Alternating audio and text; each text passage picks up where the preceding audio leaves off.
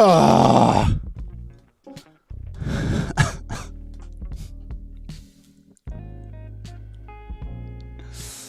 Oh boy, boy, boy, boy, boy, boy, boy, boy, boy, boy, boy, boy, boy, boy, boy, boy, boy, boy.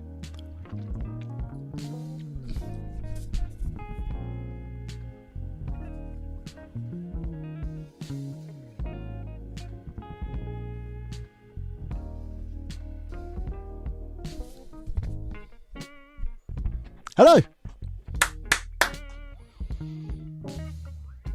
Good morning, good afternoon, good evening. For anybody who's watching, welcome to today's stream. How are we? That looks fine, thank you.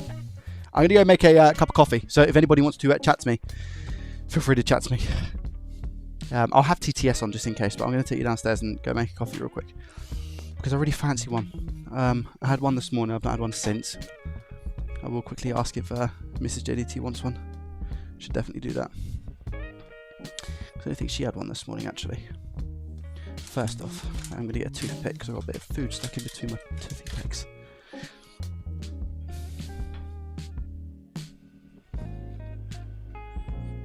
Right, let's ask Mrs. JDT.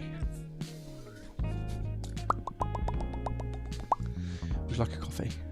Sure? Okay. For the kettle.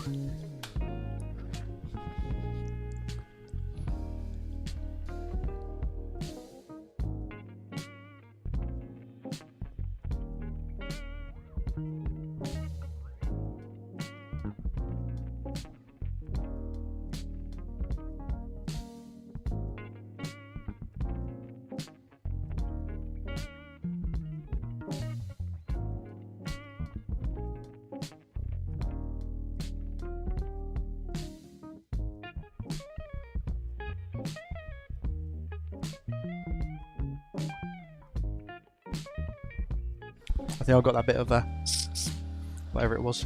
I think it was sandwich chat.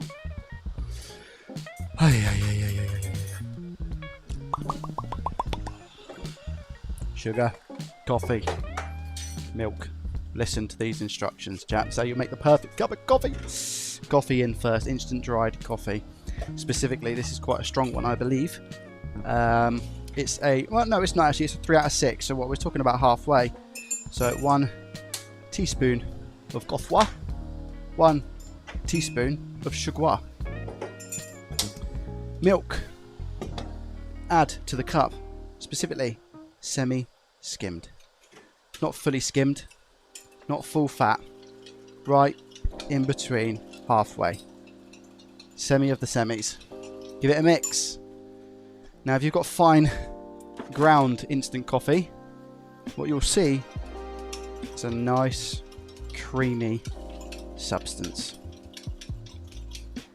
Instead of it being like all little coffee bits in your cup now. So I'm going to mix until pretty much the kettle itself has boiled, which is going to be about 3 to 10 seconds. I've got a fun fact for you as well, chat. Did you know kettles work by boiling temperature? They have little sensors. Not... Oh, no, sorry, wait. No, not boiling temperature, because boiling temperature is 100 degrees. But, well, yes and no. So, boiling temperature. So, I heard on the radio recently, the storm Amy that we recently had here in the UK changed the pressure of the atmosphere or something. And what that actually...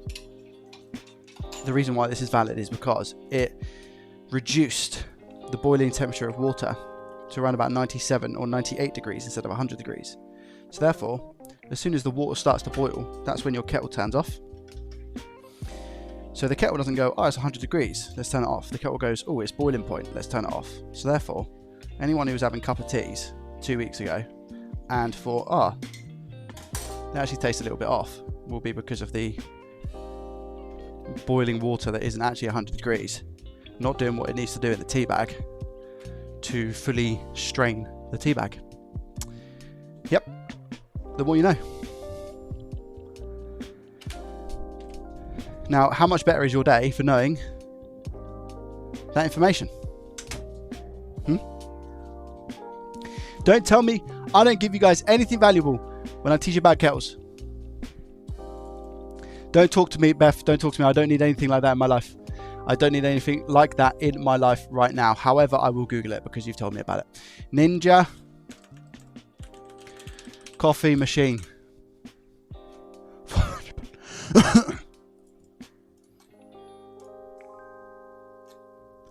The cheapest one I see is £450.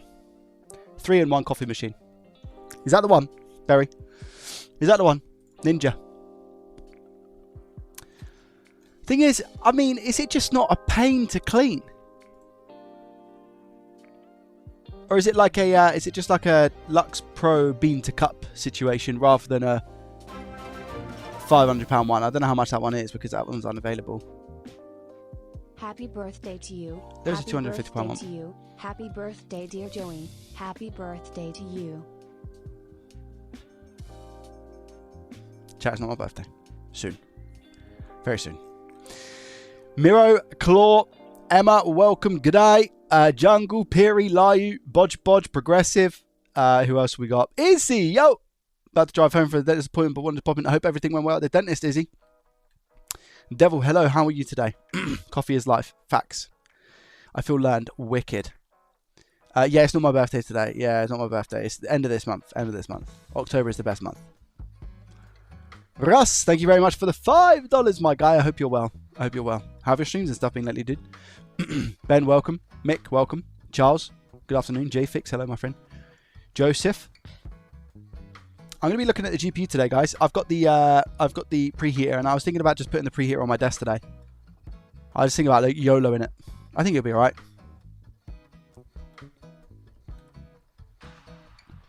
Again, I watch videos and I'm like, yeah, they just have it on their desks. You know what I mean? But yeah, Beth, talk to me about your coffee machine then. Good. Bean to cup situation. The Lux one, super easy to clean. Just pop in a cleaning tab when it needs it. Right. Bean to cup. Bean to cup. Cup. Lux. Ninja. Is it the Pro? Is it the Lux Pro or just the Lux? Because the Lux Pro is £500-600. I'm seeing 450, but then I see on John Lewis it got of 600. Are you talking about? Is it the? It's just the. Is it the other one? Lux. There's one from Curry's. Let me see how much this one is. That was $499. No, that's the Pro. Lux Cafe, right? Let's see that. That's $499 as well.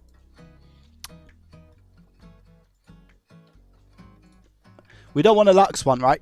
Because you don't have the Pro version, am I right?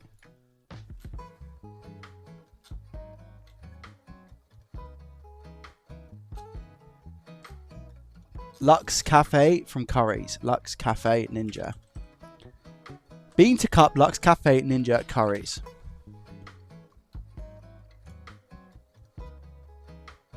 Was it £500, Beth?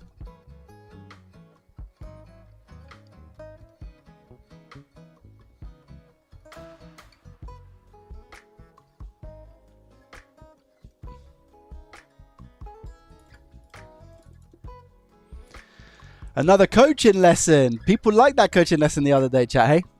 I am working on some stuff, guys. I'm working on some stuff. Trust me, I'm working on some stuff. We're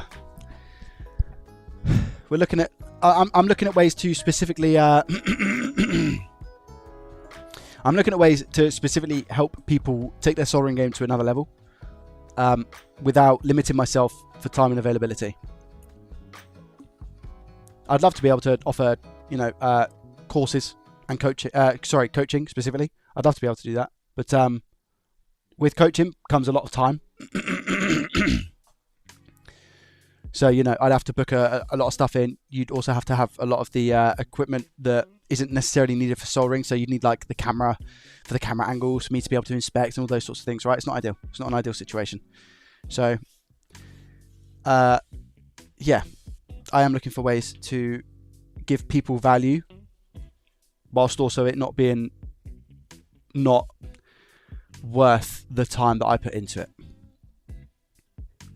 Yeah. Hi, Joey. I Hi Joey, hi chat. In the middle of taking wallpaper off, ready for decorating. This is your stream. Lovely jubbly Del Boy. Hopefully I can guide you through that horrendous process.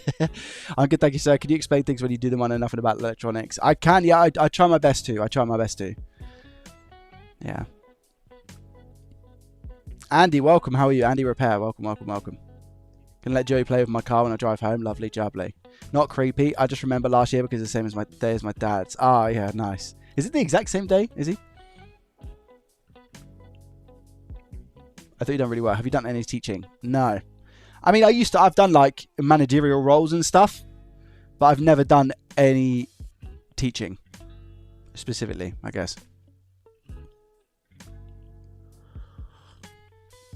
That is the one, Berry. Wow. What do you like about it? Because I'll be honest, I'm not gonna use a milk frother or frother. Do you see what I'm saying? I'm not going to use a milk frother. I just don't see me being bougie enough to do that. I don't have the patience. I want to press a button and I want a coffee. Because at the moment, I press a button and I have to do a couple of other steps to make a coffee. You know? But I want to be able to press a button and make a coffee. Bizarre, welcome, buddy. How are you? By the way, thanks to your videos, I got the courage to buy a broken Nintendo Switch, and the fix was so simple. Lol, the left Joy-Con rail was burnt. I got myself a new Switch for $35 US. Lovely. Let's go, weaponry. I promise you they won't always be that easy. But you got very lucky by the sounds of it. And this is something that I figured out on the last stream, is that the person that I was speaking to, Love, I don't know what his full name was, when we were doing the little bit of coaching aspect, I found out that people are buying Nintendo Switches to practice on. I guess what I need to do is I need to get out of my head that Switches aren't as expensive as what I was purchasing them for back in the day. But also people just might have a little bit more expenditure and willing to lose that amount of money as like side spare cash, you know? So yeah, buying Nintendo Switches is apparently, I don't want to say the new DS Lites, because I'd still encourage people to, where they can, instead of jumping in this with both feet and spending all this money on certain equipment, start off with a screwdriver if you like it, by taking apart some sort of old electronic device that you have or your friends has or your family has, and then take the step into, you know, Nintendo DS Lites and taking it apart, putting it back together.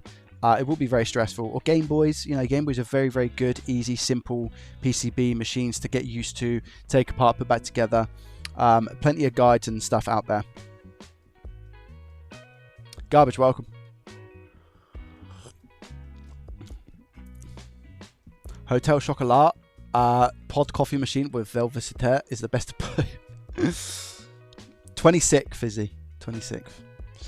Do I need a different UART tool for Xbox and PlayStation, or can I use the same one for both? You need a different one, I'm pretty sure. Yeah. That's what you did. Kashi, welcome. How are you? Yeah, all good this end, Gary. How are you today, my friend? I'm just sinking this coffee first, chat, because I need this coffee.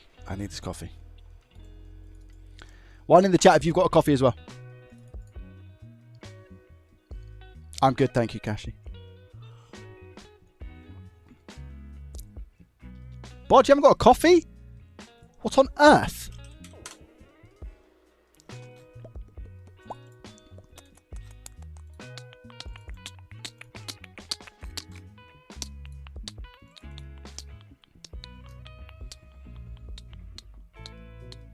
Need one soon. Bodge knows what we've been working towards and working on recently as well.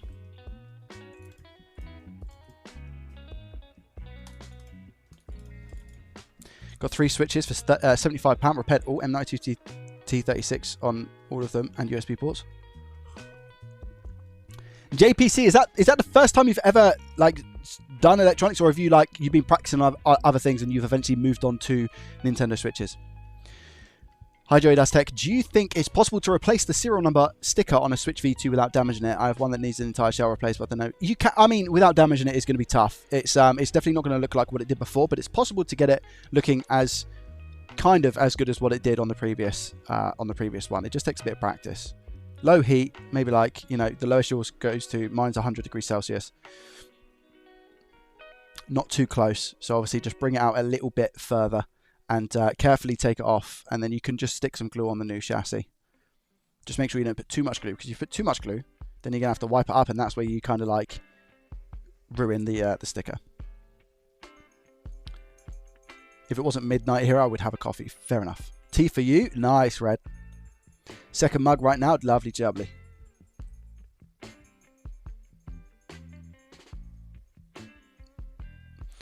Donkey, welcome. How are you?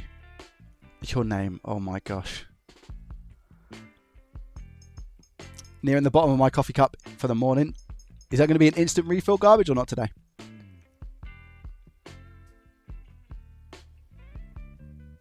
I've got a soldering iron to sort some stick drift controllers, just a tad overwhelmed. We'll get around to it eventually. I mean, you can't. I mean, I got to be careful. It's really, really difficult to change analog sticks with little experience with just a soldering iron. I would struggle to do it now, I think, because the method that I like to use is the is by using the hot air gun. I think it's definitely doable. It's definitely doable, but it's a lot tougher in my opinion. But everyone has a different ways, right? There was guys. I watched another channel this morning. Big ups, by the way, because I don't think I've seen this person's videos before. I subscribed to them because I feel like they deserved it, and the way that they came across was really, really nice, genuine.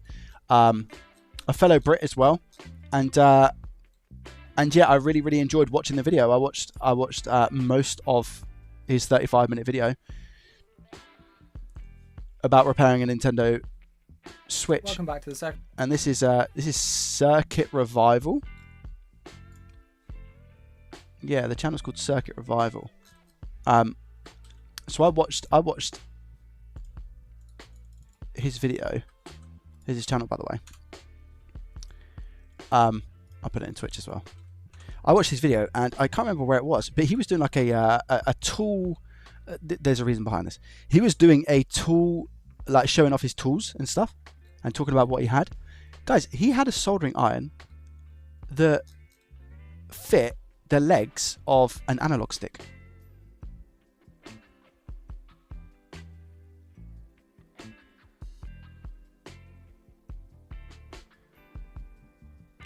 I said, what? I couldn't believe it when I saw it. Ben, welcome. How are you? I couldn't believe it when I saw it.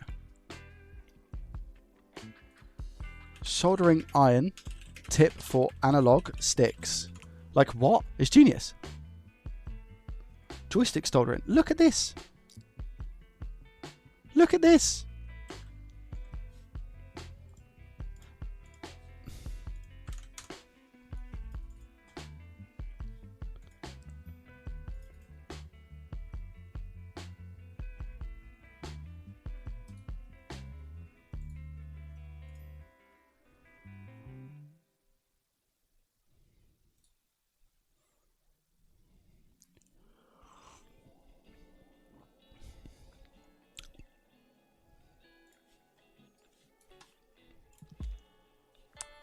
Look. What? How insane is that? I don't know what this bit is. I don't know what the shaft is here. Well, that's not what that guy's using, is it? Let's be real and honest here, you know? What does that clip onto? Joystick was a tip 9360 heating core return for gaming controller repairs and assembly. Look. I couldn't believe it. They exist. I was like, what?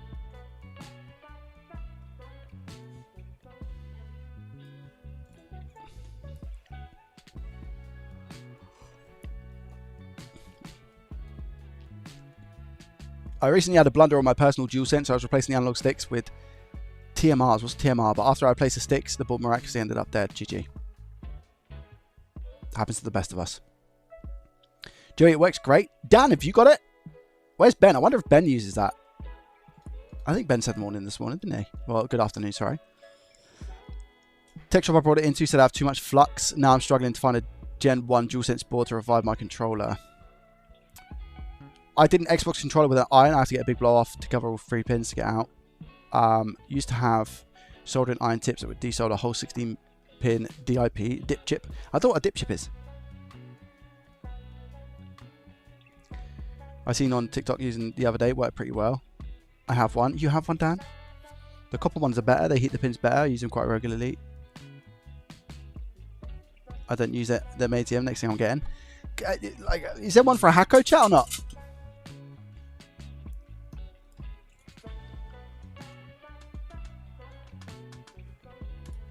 Hacko.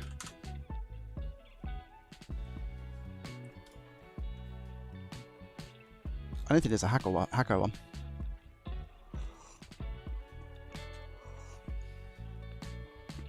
I still don't have a knife tip, chat, you know.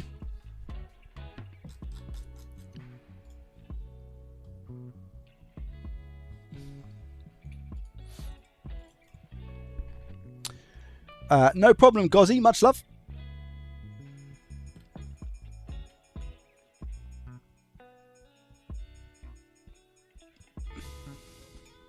Dan has the FX951 as well. Oh, okay, fine. So yeah, maybe was it the one that I just showed, Dan, or I made a recommended repair channels video recently and included a circuit reveal in the list. Great channel. Yeah, fantastic.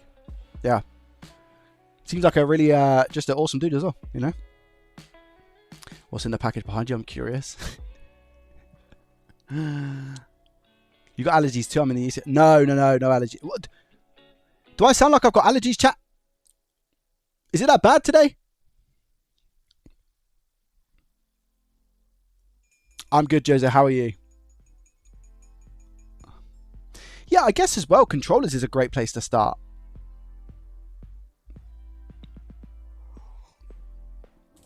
Controllers are a great place to start as well, because you can get them cheaper than, you know, Nintendo Switches and all of those things. Creatable Sky, welcome. How are you today, my friend? Good afternoon. Greetings. Controllers what I started on, and what you're still on, Ben. Hey, Ben's the king of controllers, man. I mean, if it's making you money, why wouldn't you?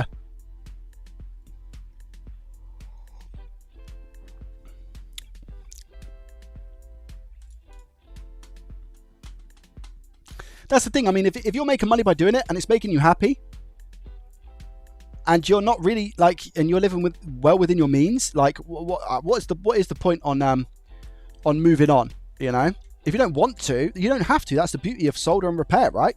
If you find something, and I feel like, especially as like if you was ordering stuff in bulk and you had a supplier specifically, this happens, you know, quite often. You find something, you're like, okay, they sell PS5s and they sell them regularly, so I'm going to specialize in PS5s and make some good money. 100% on the controller game. Been doing controllers since January when I started. They funded my whole hobby and more, right? Happy birthday, Russie Russ. Happy birthday, Russ. Thank you very much, Bodge, for the 100 bits. I appreciate you. I mean, they funded your whole hobby, but not just that garbage. Like they funded your dexterity. They funded your knowledge. They funded your ability to take apart and put a controller back together. Like, it's not just the hobby itself, right? It's everything. And that's why, like, when I was learning, you know, I still try and learn as much as I possibly can do, but obviously you go through different learning parts of your journey. When I was really like head down learning, that's why I'd be willing to therefore spend a little bit of money to secure that item on eBay, because I was like, well, I'll be learning from this. So yeah, I may be paying a little bit over the odds, but the learning aspect of it, of course, I'm gonna invest in it a little bit more, you know, because I'm not just paying to chance and repair it. I'm paying to learn.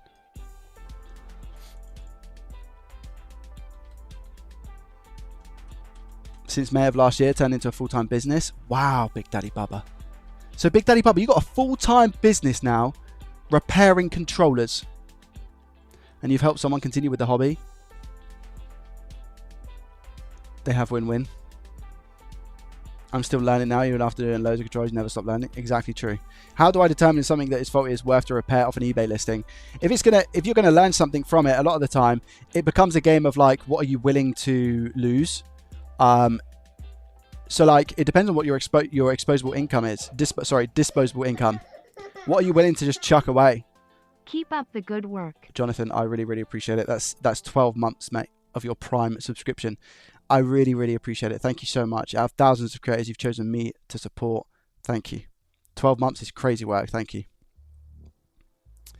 Yeah, it's like, so you're not, with something that I'm looking at currently, it's like I've kind of had to talk myself into doing it. But and I don't know if it's the right thing to do. And I feel like, again, in business, you kind of need to take these steps and learn, right? So this is, again, probably more so a huge learning curve for me. But we get told all the time in the streams and on YouTube that people learn a lot from the content that I put out. So yeah, it just depends on what you're willing to give up in exchange for that learning process. So like say you're if you could lose 50 quid a month or 100 quid a month, lovely jubbly. Just pick up some cheap DS lights, cheap Game Boys. DS lights is probably your best bet, but not even necessarily DS lights. Small things with batteries that you're not going to really do yourself any harm with, and just small electronics that you can buy off of eBay, and just start prodding around. Cheap multimeter, get it for a 10 or 20 quid, and just every month start honing in on your skills.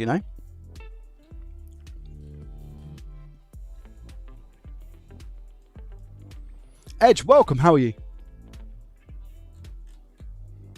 Back in January, I had no idea what Flux was. Now I've got all the equipment I need, and I've learned enough to fix a couple of Wii's and a PS4. My brother mentioned your stream a couple of times, so it's about time I watch your clips. Big up, Damien. Oh, it's that. I see. You're Damien's brother. Welcome.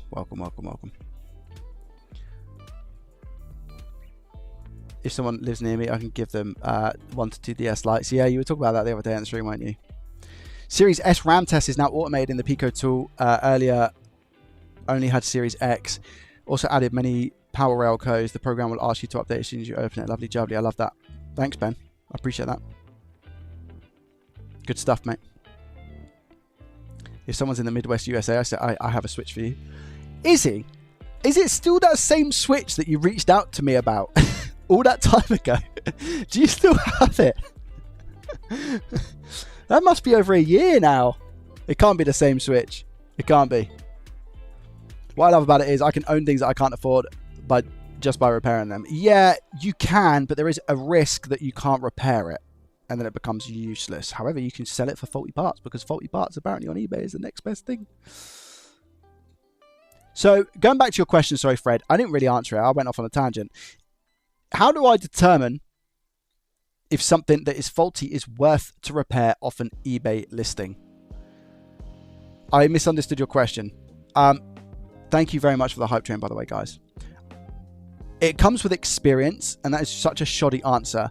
The more you buy, not just off eBay, but off online in general, where you don't necessarily have an upfront look at the device itself to see what kind of status it's in, you kind of just get the experience. I can tell by a lot of things just now by looking at photos.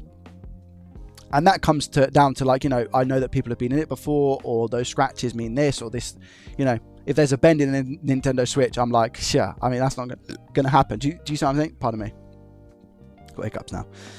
So it just comes down to experience. And then there's, what I'd also say is as well, don't feel, there's a fine line between questioning the eBay seller and being slow about it. So like, if you go ahead and message an eBay seller about an item, and it's going for relatively cheap, do you want to risk waiting for a reply, or is someone else just going to snap that up?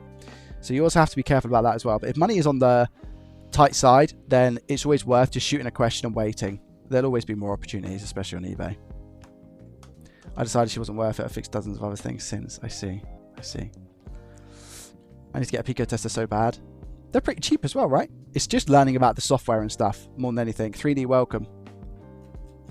I want to get into consoles. That's the next jump for me. Just take experience when buying on eBay. I've bought controllers before. What's been a no fix, but I've learned what to look for now.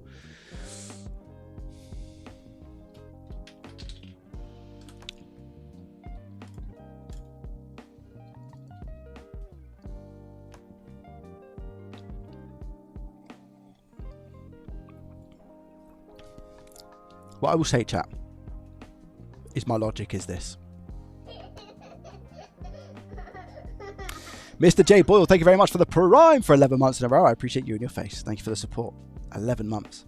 Thousands of creators you've chosen to support me. Thank you. 725 total subs on Twitch, guys. Thank you. I appreciate them. Listen, like, here's how I think about it, right?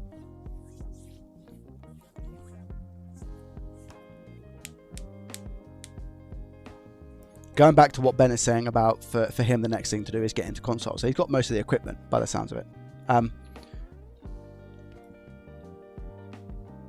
Looking back at my journey from when I started, if there was an opportunity for me to buy something, a course where I was able to see somebody replace a HDMI port on a PS5 with all the tips and tricks, including disassembling the console and putting it back together, and say that was available for $60, $70, I'd bite someone's arm off for that.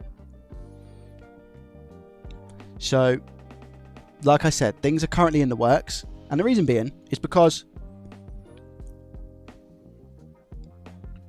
if you can do PS5 HDMI ports, shops are charging probably a minimum £60 for a PS5 HDMI port. Minimum.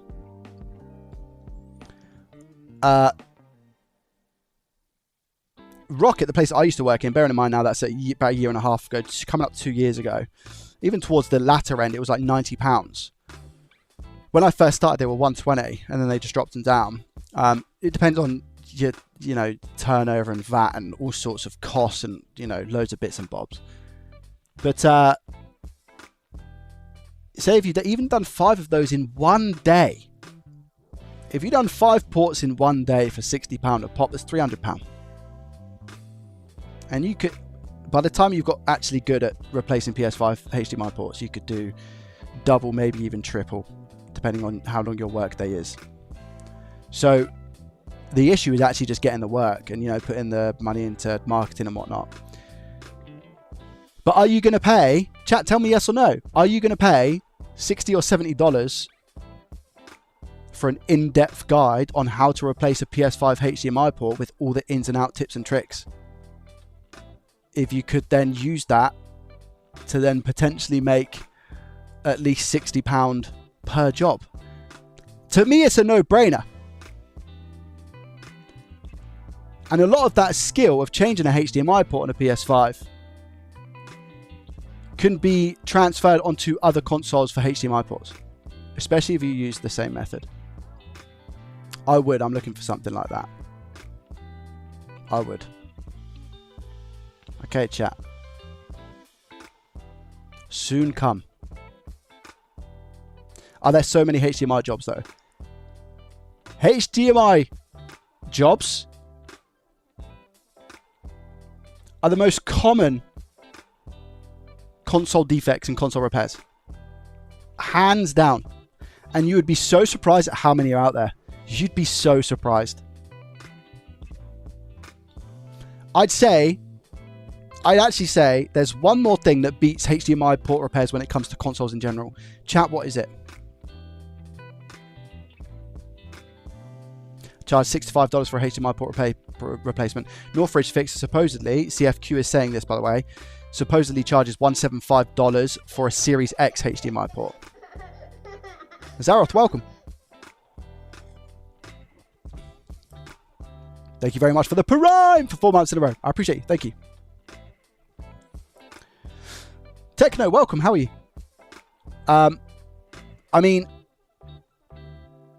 So when it comes to speaking about this stuff, I'm very open and honest about it, and I kind of have to put my business hat on. I have to put my business hat on because if I'm somebody who has a repair shop and I am busy, if I had a repair shop and I was busy,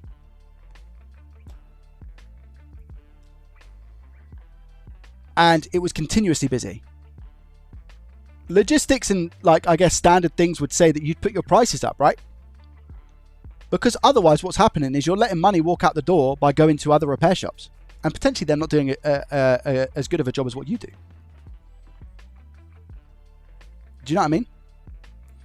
Whilst $175 for a HDMI port swap on a Series X does seem quite steep, if he's ridiculously busy and that makes it worth his time because he can just do that, then why not? Bearing in mind, that's still less than half the price of a new console.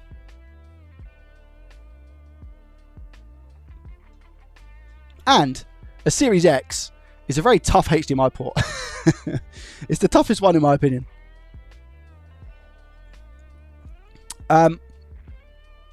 So the answer to that question, by the way, is controllers. If anybody said that. Controllers is the most common thing that people will come to you for and say, I've got stick drift, what's going on? Controllers is volume. If you want to work hard, if you really want to work hard and get do this as a service, controllers will be a really good thing to do. Do you know why? Because they're also very good for mailing. Small packages, easy to wrap up. Cheap postage. Controllers would be really good place to start. Analog sticks. Wow. £15 for one, 25 for two. Something like that for a PS5. Do you know what I mean? And again, depends on your level of busyness. I get loads of stick drift. Easy. Yeah, exactly.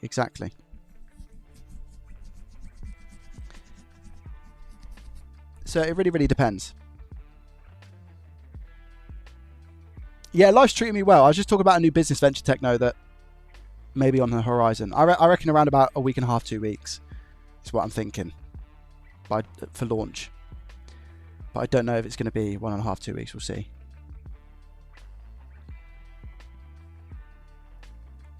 Reminds me of the advert. You can fix a board, you can fix a bike, you can fix a bike, you can fix a car.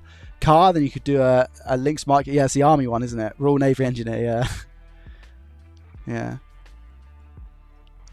The downside to starting out is in your head. Once you know what the job is to get the parts, but people want it done straight away without having the parts and kill you off. Yes, that's the thing. Is setting the expectation, G-Man. I'm 100% with you. 100%.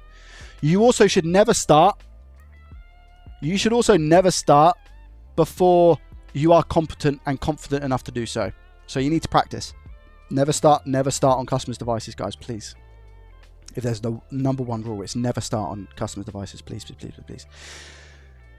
When it comes to actually fixing electronics and you've been in the game for a few years and somebody comes to you with a board that you've never worked on before, because that will happen, a lot of electronics are the same, you can say, I don't have any experience with this, but I have a lot of experience with working on electronics in general.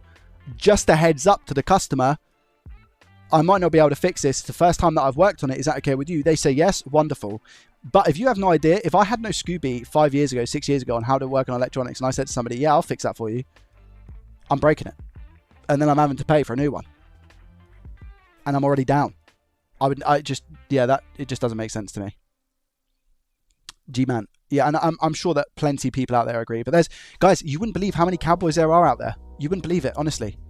Guys, so many of my emails are like, I took this to a repair shop and this happened. It just requires good customer service. That's it. Good customer service, and make sure that you are that you're good in your repairs before you start it. And try and specialize in something, Try and specialize in something that you enjoy.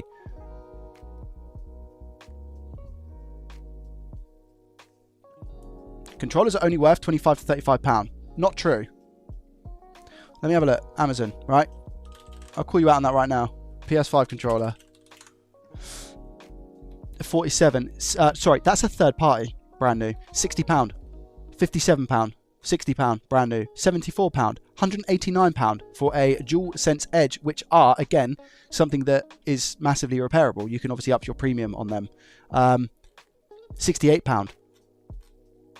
So I don't know where you're getting £25 to £35. You're the reason why I started console repairs. Really? I appreciate that. Thank you. That's very kind of you. But yeah, guys, listen. Very soon there will be something launching for JDT that will help you take your repairs to another level when it comes to console repairs to start, I think. And I'm just going to see how it goes. If you would like to learn how to do a HDMI port from start to finish like your boy JDT, there's something for that coming very soon. PS5 HDMI port. And this is the thing as well. I actually encourage you to go through my channel and just watch the repairs for free. if you are not in a financial position to do that and pay for something that will allow you to skip the queue and take you to the next level, I have nearly 500 videos on my channel where one in the chat, if you have learned soldering from the JDT videos or repair from the free videos.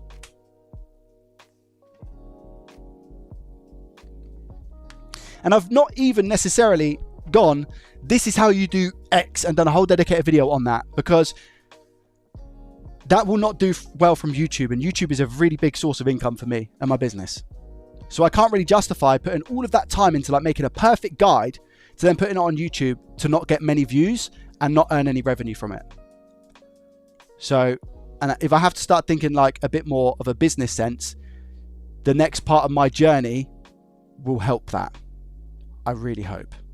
But the content on YouTube will never stop, chat. As much as I could possibly help it.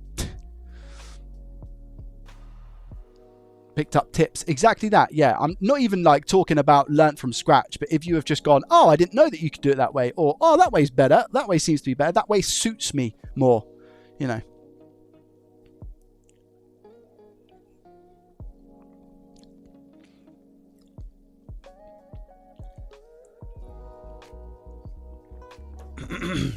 All right, enough waffle.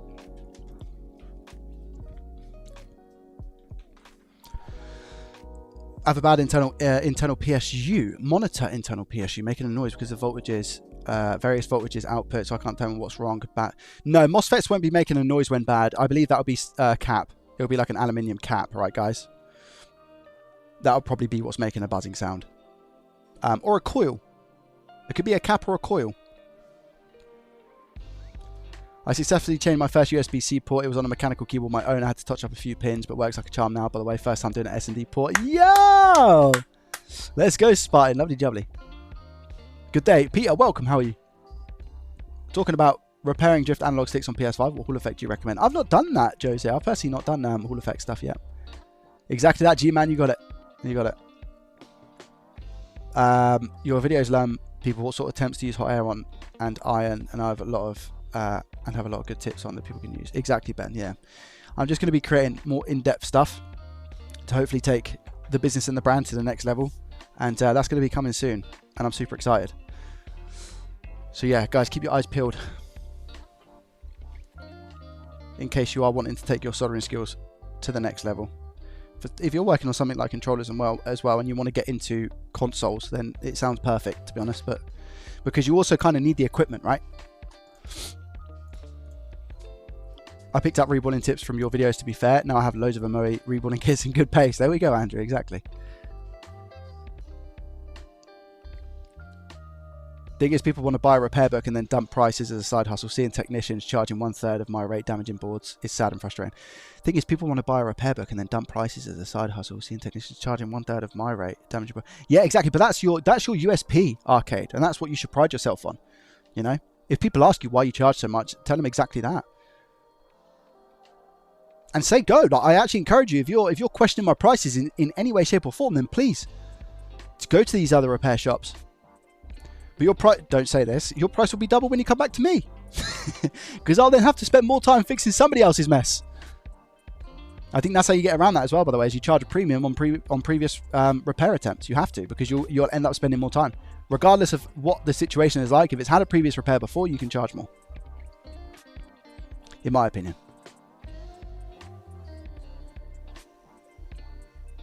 High voltage inverter transformer, if it's an older CCFL backlit monitor. There we go, Bazaar's on it. Mark, thank you, I appreciate that. Welcome. See you later, Izzy. Much love. Fix my heart. Looking for shorts and injecting current. I will get any of that anytime. What do you mean, sorry, Bormu? Yeah, I was thinking about one of those as well. I was thinking about something for, so like if I was to diagnose a no power PS5 and talk through exactly my my logic and how I do things, etc. I understand the basics of repairing, which helps me to encourage others. I agree, Emma. Yeah, keeping it simple, keeping it the Joey way. Recently, a new repair shop opened near mine. Now I've got 5 customers. Asked if I could fix some damage from the other repair shop. Wow. Crazy. So many repair shops are just inexperienced people, and it's a shame and really hard to find genuine. I agree. A video about looking for shorts and how to inject the current into PCB. What, you'd find value from that, Bormu? I'll bear that in mind, my friend. I'll bear that in mind.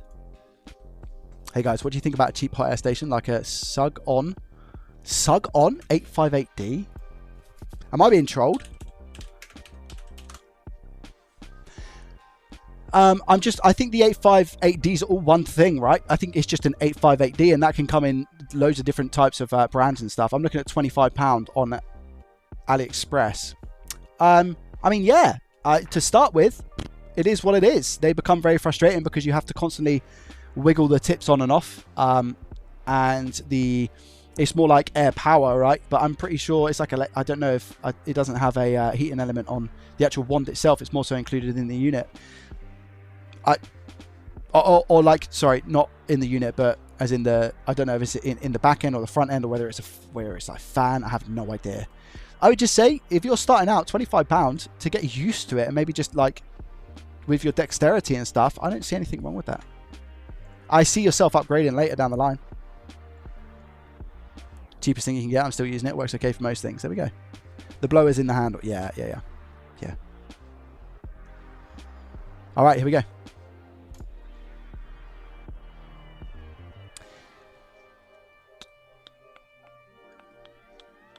Okay, right. Chat. I'm nervous, man.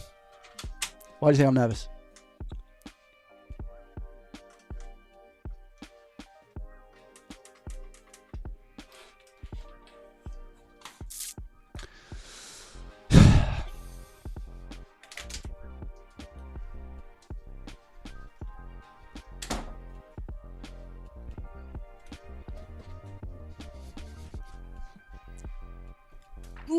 Thing is, right, I'm not a repair shop. I work from home. Getting this was a risk for me. A little bit of a waste in the sense that I don't think I'm going to be using it too much. However, could be a valuable tool, especially when doing stuff like Xbox Series X's, and you know, I'm all about also helping other people. And I did use one of these at my old place of work, Rocket Repairs, and it was extremely useful to use.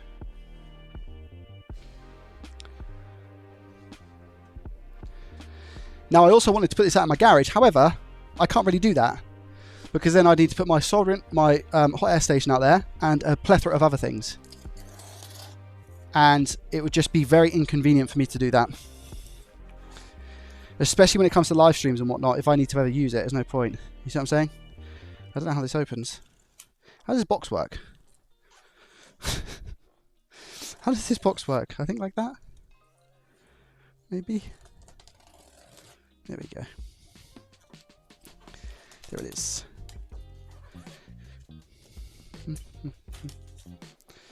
Okay, all the way from China, we have a new piece of equipment. Big ups to the people who recommended this bad boy. Hello. Joey do 6Ps, Joey do 6Ps, Joey do 6Ps. 13 amp converter, is that? Wait, isn't that a converter to a converter? Wait, what? Travel adapter? What? I'm so confused. Who was that? Thank you for the Joey does 6Ps. I think it was a sub, right? Oh my gosh, look at this thing. Lord Glove chat. Lord Glove. Here she is. What should we call her, chat? So technically her name is Pooey.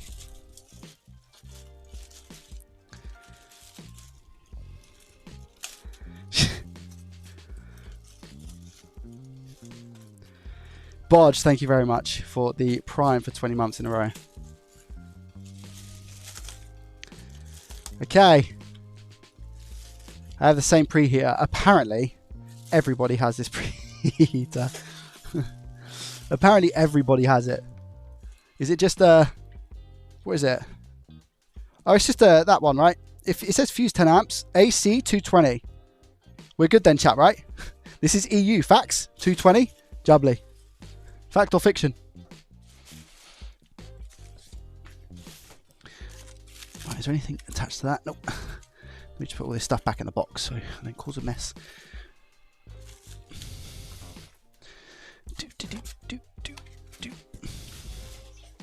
This should help me get those pesky RAM chips off of that GPU.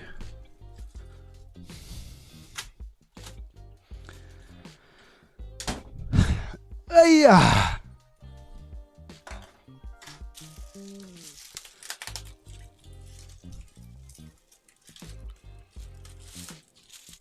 I mean, I could just use any of these, right, chat? Any of these, what are they called? Kettle leads, yeah? It'd be fine regardless. What's this, like a checklist of international plug?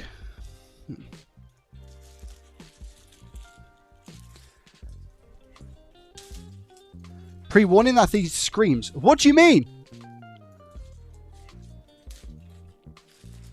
Screams what? Is it loud?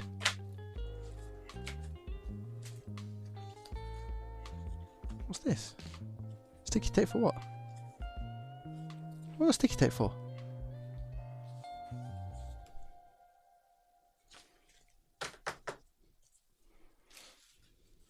It's loud. Is it?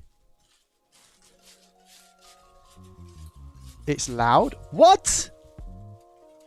Fan is loud? Really?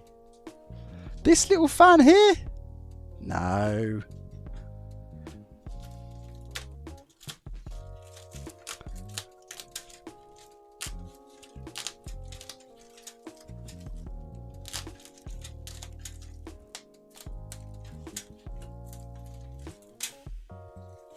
Plug it in and find out. That is cool. Ben, what am I operating at here for this GPU to remove the RAM? 200? 250? What do you think?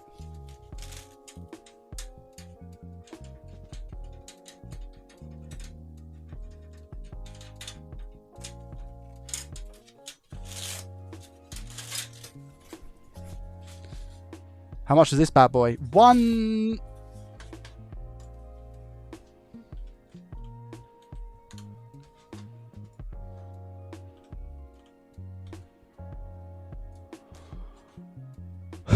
pound.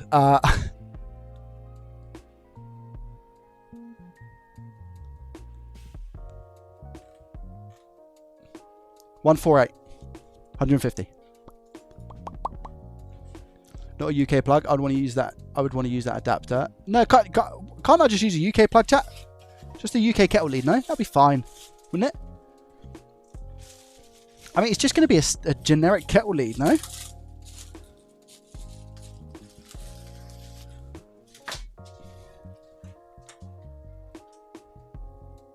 $180.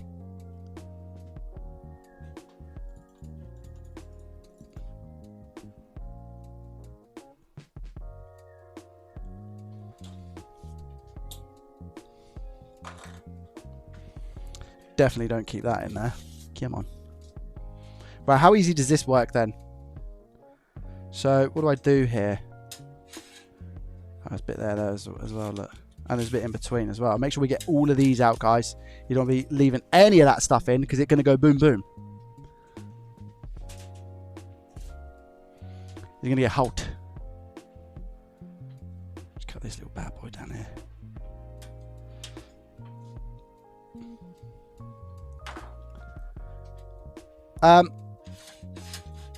What's this bit for in the middle, chat? I can move it, hey?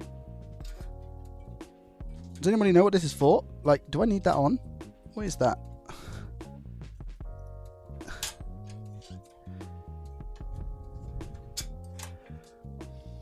Oh, it only moves like there. Is that just to keep things separate? Can I pull that off?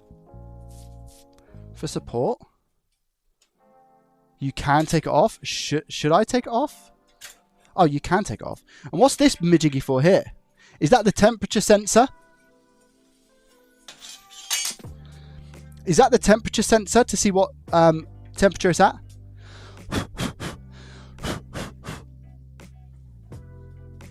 Yes, it is.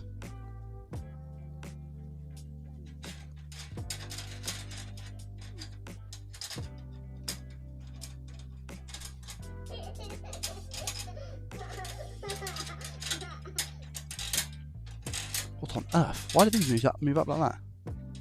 Just in case, I guess, like something's a little bit higher. All right.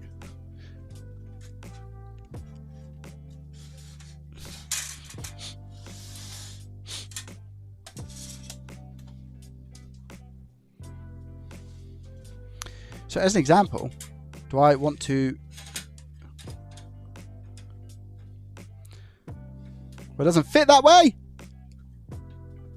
What do you mean?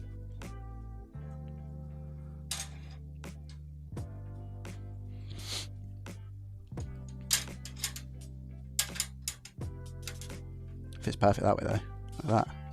Ooh. Bad boy.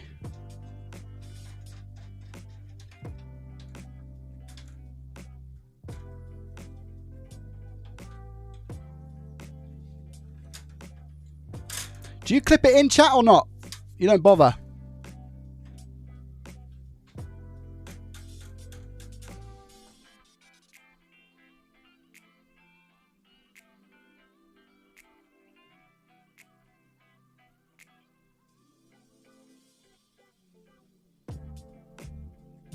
That's pretty much it though, right? I've got 2 sets of on and off. Pooh-wee.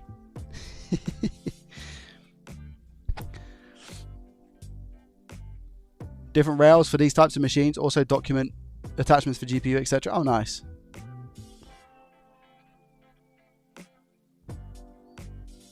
Pull out the temperature probe. I don't think you can pull that out. Oh, you're talking about the other one that I've got. Put flux on the temperature probe for better heat transfer and place it against the bottom of the board. Are you talking about this one, or are you talking about the one that I've got? Use separate probe, write it apart. You want to extract accurate temp readings.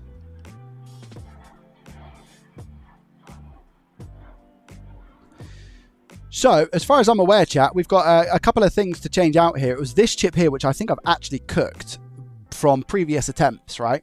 So there's a chip here that I think I have to take off. And then I've got these 2 as well, right? I think that it was the whole bottom of this board, wasn't it? Do you remember? So I've got to take off these 2 and this one, reball them, put them back on. I think it's probably worth turning this round. Hello. Like that. Yo, cool face emoji. I have one of those great preheater. Yeah, let's go. Apparently so. I don't like how this moves out though. Look at that. Because if I move that... Look. Why is this wobbling, chat? Wait a minute. Can we tighten that up? Yeah, I fixed one. And that was that one at the end. I'm pretty sure.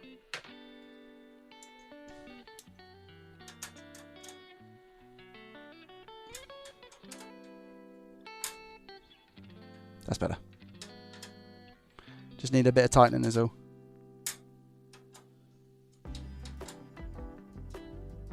Better. That should be a bit more stable now, I imagine. Yeah. All right, chat.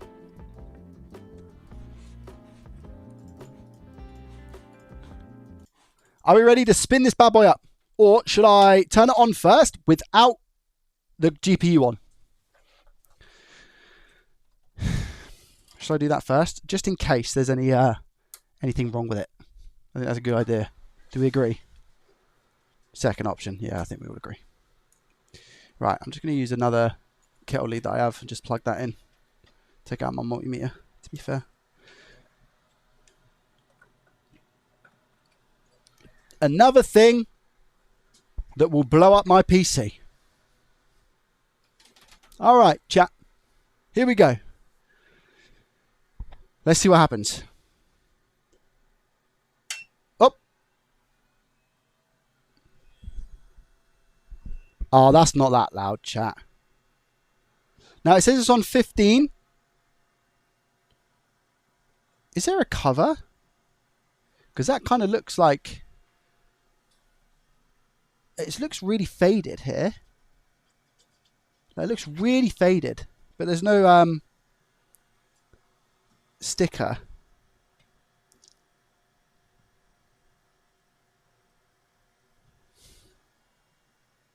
So this just looks really faded and like hard to see for me. I mean, it says 15. What does this do? What does the on and off do here, chat?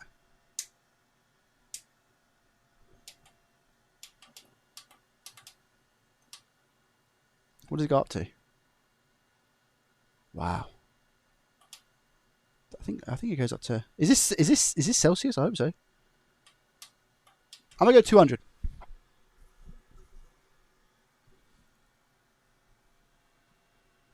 You have per heat and a cold down. Lever on the board. No clue. Only seen it on and off. We're at 25, 26. Flip the switch up to make the heater start heating. I put it on. 31, 32. Oh, I can feel it getting warm. Yeah, buddy. Here we go. Here we go.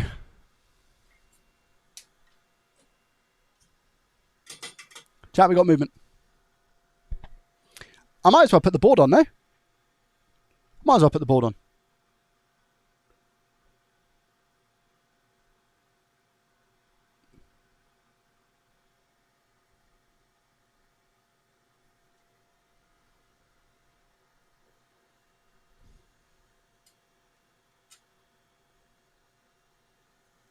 Before things start getting a bit too hot, you know what I'm saying?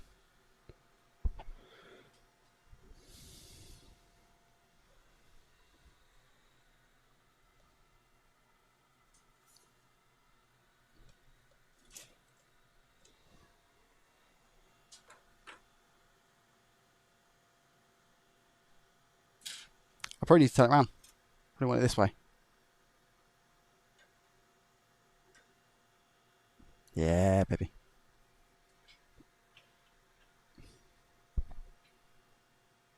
I can't imagine how warm your room's going to get now. Yep. True. Thermal paste. Yeah, we'll get that off. There's only a tiny, tiny bit on anyways.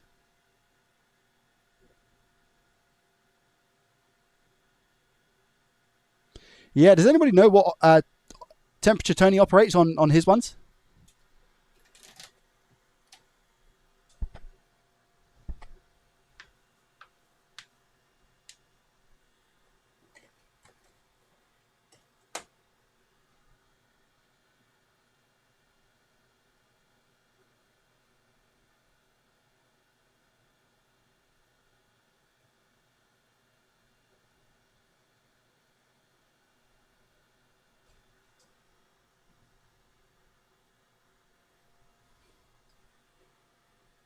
We're at 160 apparently.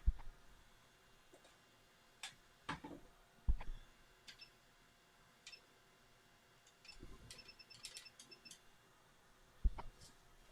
want to get my PS5 my PS5 heatsink on the go. Joe, what are you talking about? Let me show you, my friends.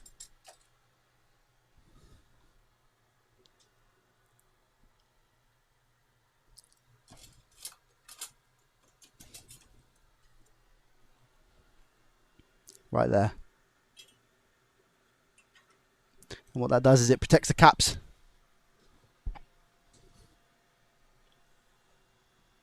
Wonder if that's going to melt my thingy. Please check with thermal camera. Everything's heating okay. Let's have a look. I mean, it feels hot.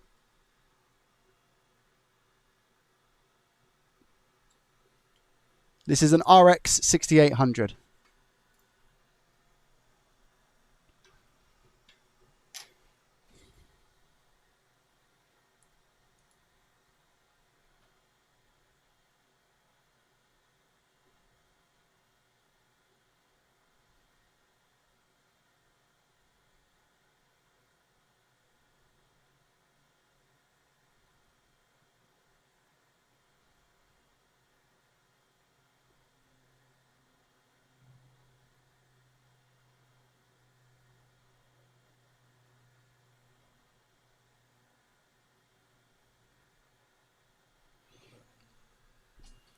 Okay, apparently we're at board 60, 80, 82, 83. Plate underneath 153, and it's supposedly at 200. So it says 200 down there, but apparently, well, according to this, we're at 153 on the actual heating elements side of things, okay? The actual board is 80, according to this anyway. 82, according to my thermal cam. So I'll wait for that to get a little bit more warm, I think. Well, supposedly that's coming up as 97 degrees Celsius now, that chip. So I think it is just slowly rising, but it does say the heaters underneath are at 154. I don't know if the thermal camera is going to start not measuring very correctly at those higher temperatures.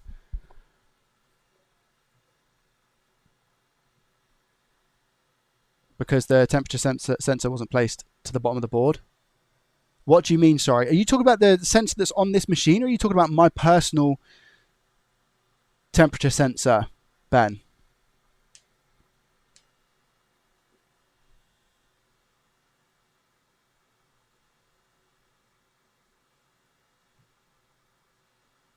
It didn't move though, mate. Or does it spin round? Because it doesn't look like it spins. It looks like it's fixed in place.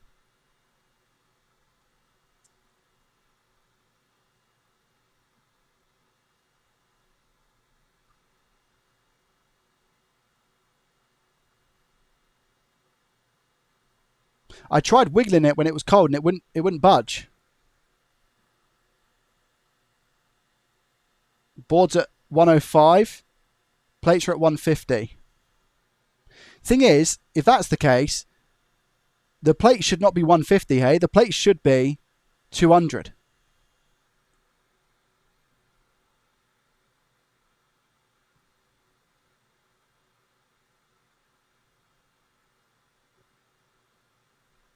It's saying 198, 197, 196 is dropping a little bit.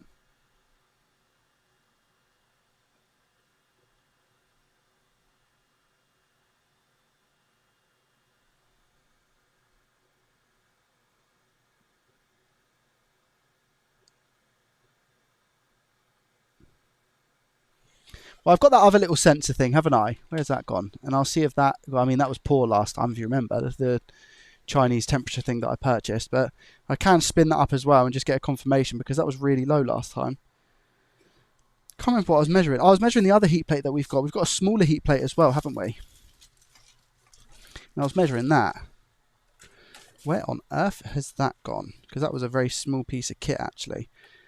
Hopefully I didn't put it in the bin. I don't think I did. Did I put it on a shelf? Put it on a shelf. No. It's not there. Oh, that's gone. I'll have to find that.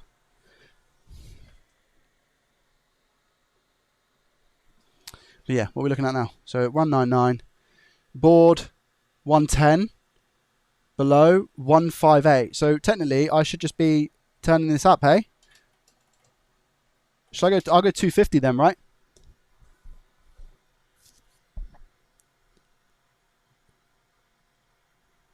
Use a physical probe. I don't know where my probe's gone. I don't know where that probe's gone.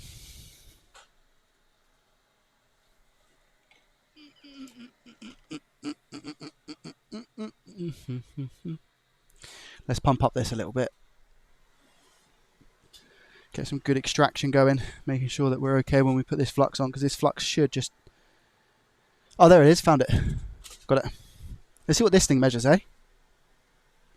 This is my little temperature thing from China. So this one's on. It's coming up at 22 right now, right? Let me put it on the board.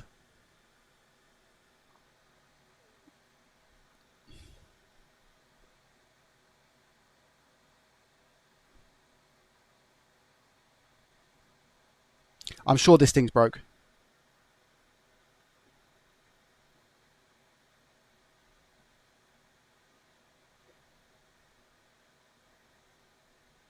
Put some flux for better heat transfer.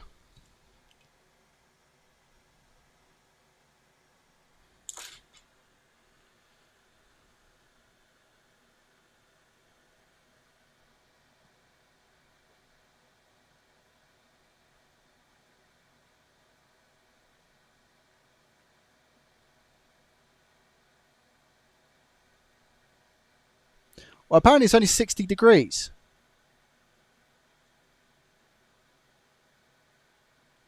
I don't think that's right.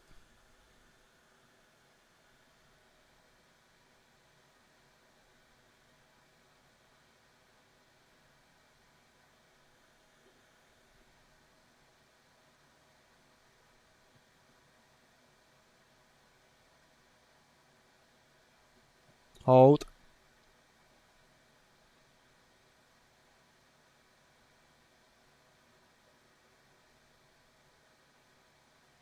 I mean, that's a little bit better than it was climbing. I just don't have the energy to hold that there. So if I go on the thermal cam now, this is coming up 135 on the board. Below is 160 apparently on the plate. Below is apparently 160. I'm going to try. I'll try because this seems to be relatively hot, especially hot to the touch. So I'll come in with... Chat, what do we think? What does thermal camera, like I said, says... it says 140 on PCB. This side's 150. And on the heat plates themselves, 160. And it says, I mean, that's 246 apparently. So there's that. Right. What should we go with on the actual hot air station then? Should I go 370? Or is that too much? Should I go 300 to remove these chips?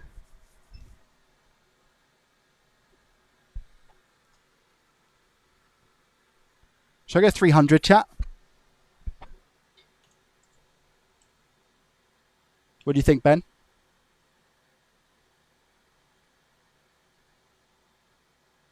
Let's go 300. I'm going to try and take these ones off at the bottom first.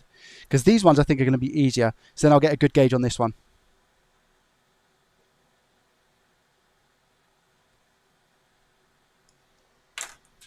Let's go. Taking off the first one.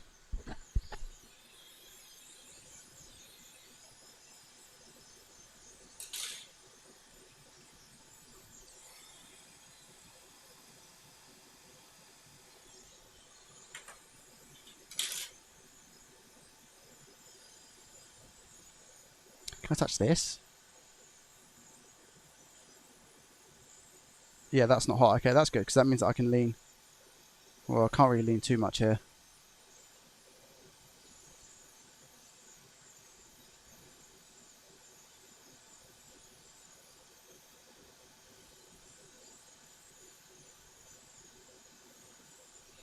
We're at 300. Flux bubbling.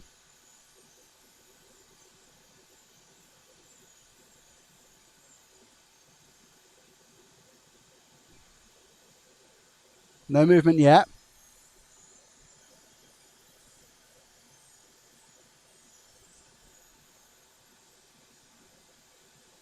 Still no movement.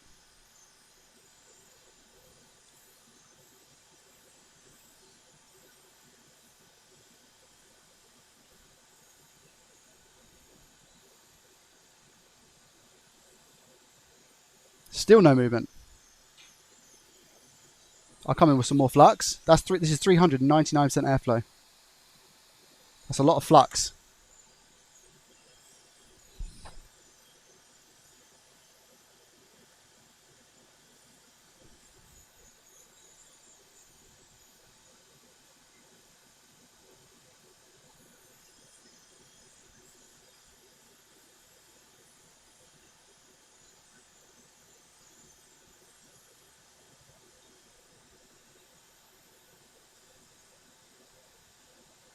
This is not budging, chat.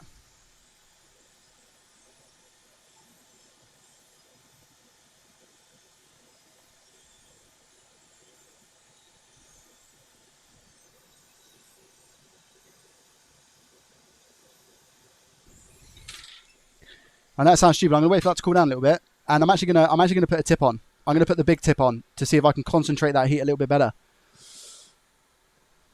Because it's not happening, and that, I mean, it shouldn't take that long.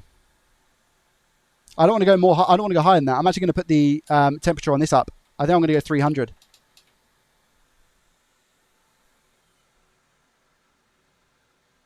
I'm going to go 300 on the board heater. Does it make sense to do that, chat, considering that the temperature on the board heater is a lot less, technically, than the 300 we're going to be doing? I would say my hot air station is going to be more accurate in terms of the output of the temperature. I could be wrong. Keep looking on thermal cam. In that area now specifically, it's gone up to 155. 160 on the right hand side of the board. On left hand side of the board is 114, 100, 125C. Oh, Whoa, scared the life out of me. Techno, thank you very much for the 10 gifted subscriptions. I appreciate you. Thank you. Thank you. Coming in with 10 gifted subs to Zuru, AG, G-Man, Mick, Flaff, Deviate, Pools, Donk, CMD, and Strange. Thank you very, very much, Techno. I appreciate you in your face. Thank you, my friend. I'm waiting for this to get up to 300 and we'll see what happens. The heater could be at 300, but what's the temperature of the actual board? The board can suck a lot of heat. Yeah, that's what I'm saying. It's coming up as... I mean, it's 160, 165 is what I'm getting on the thermal cam. And then the area that I was just in is 150. How does that even make sense? How does it make sense with 150? I'm going to put the temperature up to 320 on my hot air gun as well. More flux. Here we go.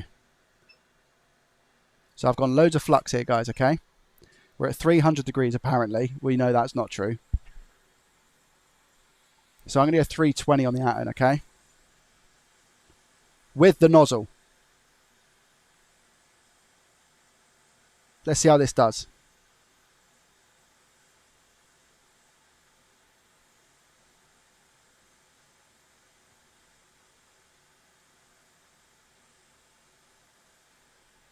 Coming in with a poke. Nothing yet.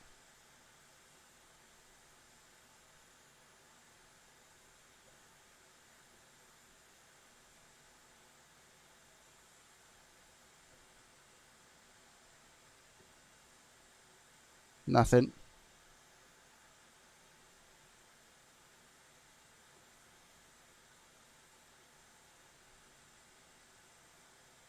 Nothing.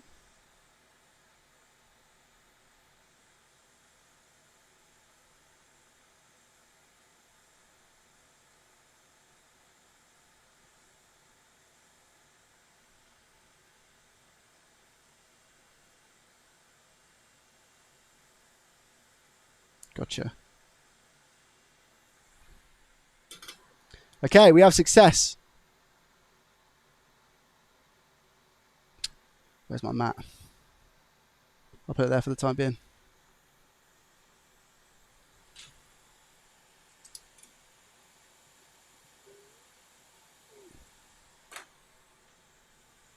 I'm just going straight for the other one.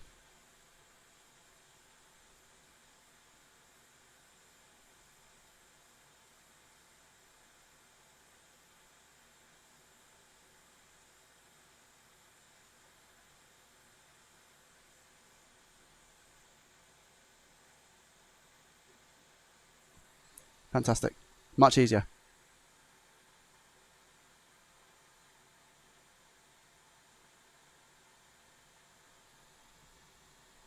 Now, the main attraction.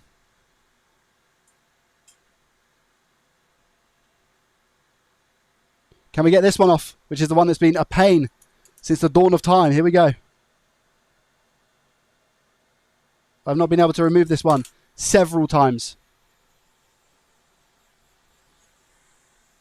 Is today our day?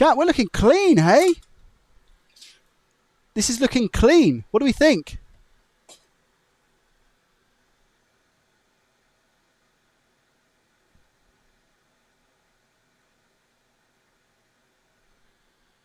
Like, the pads are actually looking all right.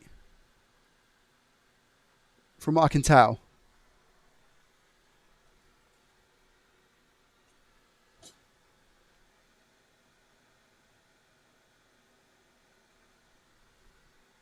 Nice. That's our worst offender.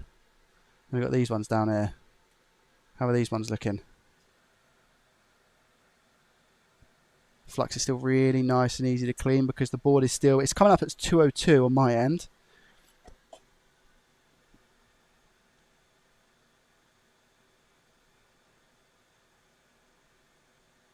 To be fair, guys, am I right in thinking, right, in my head, like when it comes to like thermal mass and heating, right, I'd rather have the board heater hotter than my hot air gun. So I could have just whacked it right up, right? Yes or no? And then gone 300 on the hot air station. Maybe that was the play. So 300 on the hot air station, but just continued whacking the board up. The board heater up. Is that the best method in the scenario that we faced on? Oh, the board I can actually just hold now. That's pretty cool, but it is still really hot, so I'm just going to put that back down. It kind of just fell a little bit. Let me see if I can put it back there. Yeah, that'll do. Slide her over. No, that's not what you want to do? Oh, okay, fine. That looks good, though. Our pads look pretty good from what I can tell.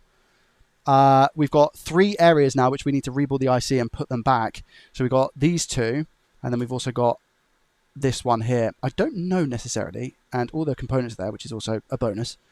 I don't know if I need to use the board heater to put the stuff back on, but I'm probably going to. I'm probably going to put it back on the... you need to have less... You need to have it less than top heater. No, you warp the board. You don't want to delaminate the board. No, no, no. Oh. You want more heat in a specific area rather than hot. Oh, okay, fine. So actually, it makes sense to use my hot air gun and put that up to like 350, 400 if I need to. Because I can't lie. Like, I've never... I don't think I've destroyed a chip with too much hot air. And I work with 450 all the... I work with 480 all the time. Take the nozzle off. I tried it bizarre with the nozzle off and it wasn't working. Hot air can go higher. Oh, okay. When you guys were saying like 300 max, some people here were saying 300 max. Why were people saying 300 max? Just so I could understand.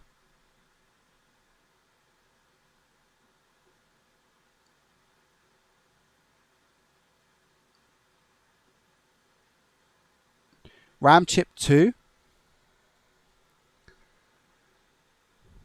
RAM chip 2, top left pad. Wasn't fully wicked, but I think Joe will recheck when installing. Yeah, I'll have a look, but what are you talking about? Let me have a look now, Ben. On the board side. I'm going 300 max for reballing when there's no... You need to let the board come up to 10, like 15 minutes before trying to remove ICs and chips. 150 to 170 preheater. That looks okay to me. If that's the one you're talking about. You talking? Oh, you said chip 2. Okay, I think I see what you're talking about. Yeah, just up here. Good spot.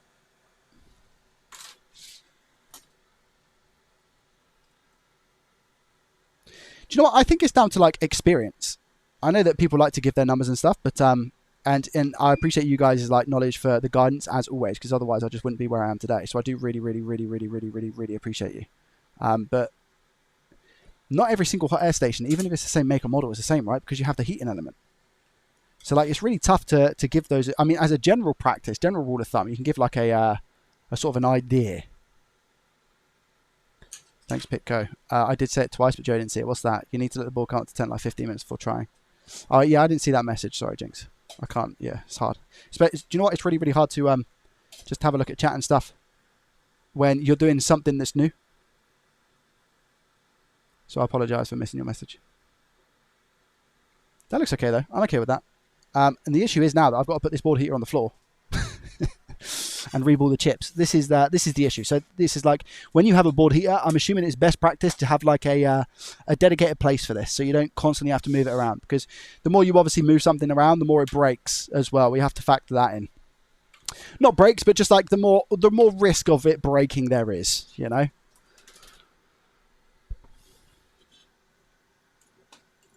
You need to preheat the entire board at 150 to 170 max. 120 is the set temperature, and leave it 15 minutes and 3. Wait, 120 is that set temperature. You need to preheat the board to 150, 170. 120 is set. Are you talking about 120 is the set temperature on the card? So am I looking for 120 on the card?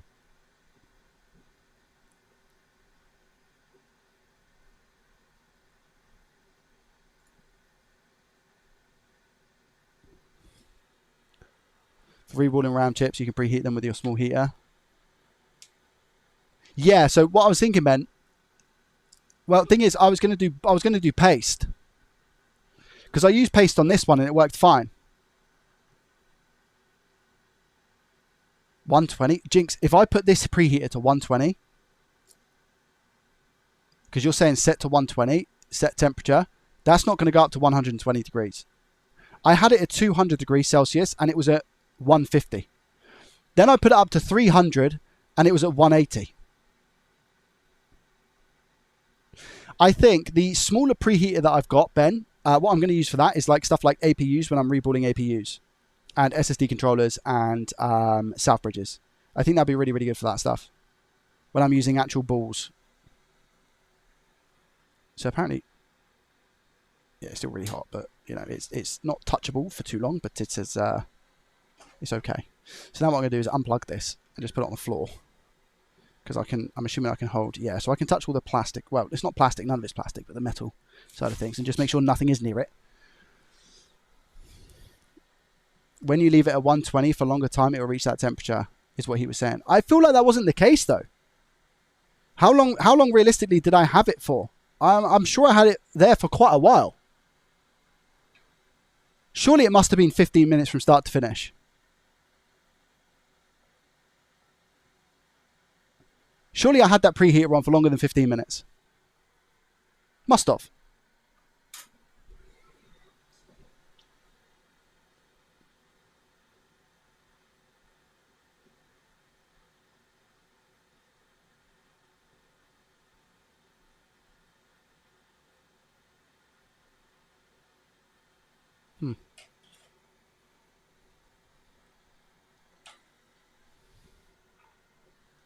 What's the time? 3:30. I thought not enough time given to heat the board. Well, people are saying 15 minutes, and I think it was 15 minutes. About half an hour you've had it on.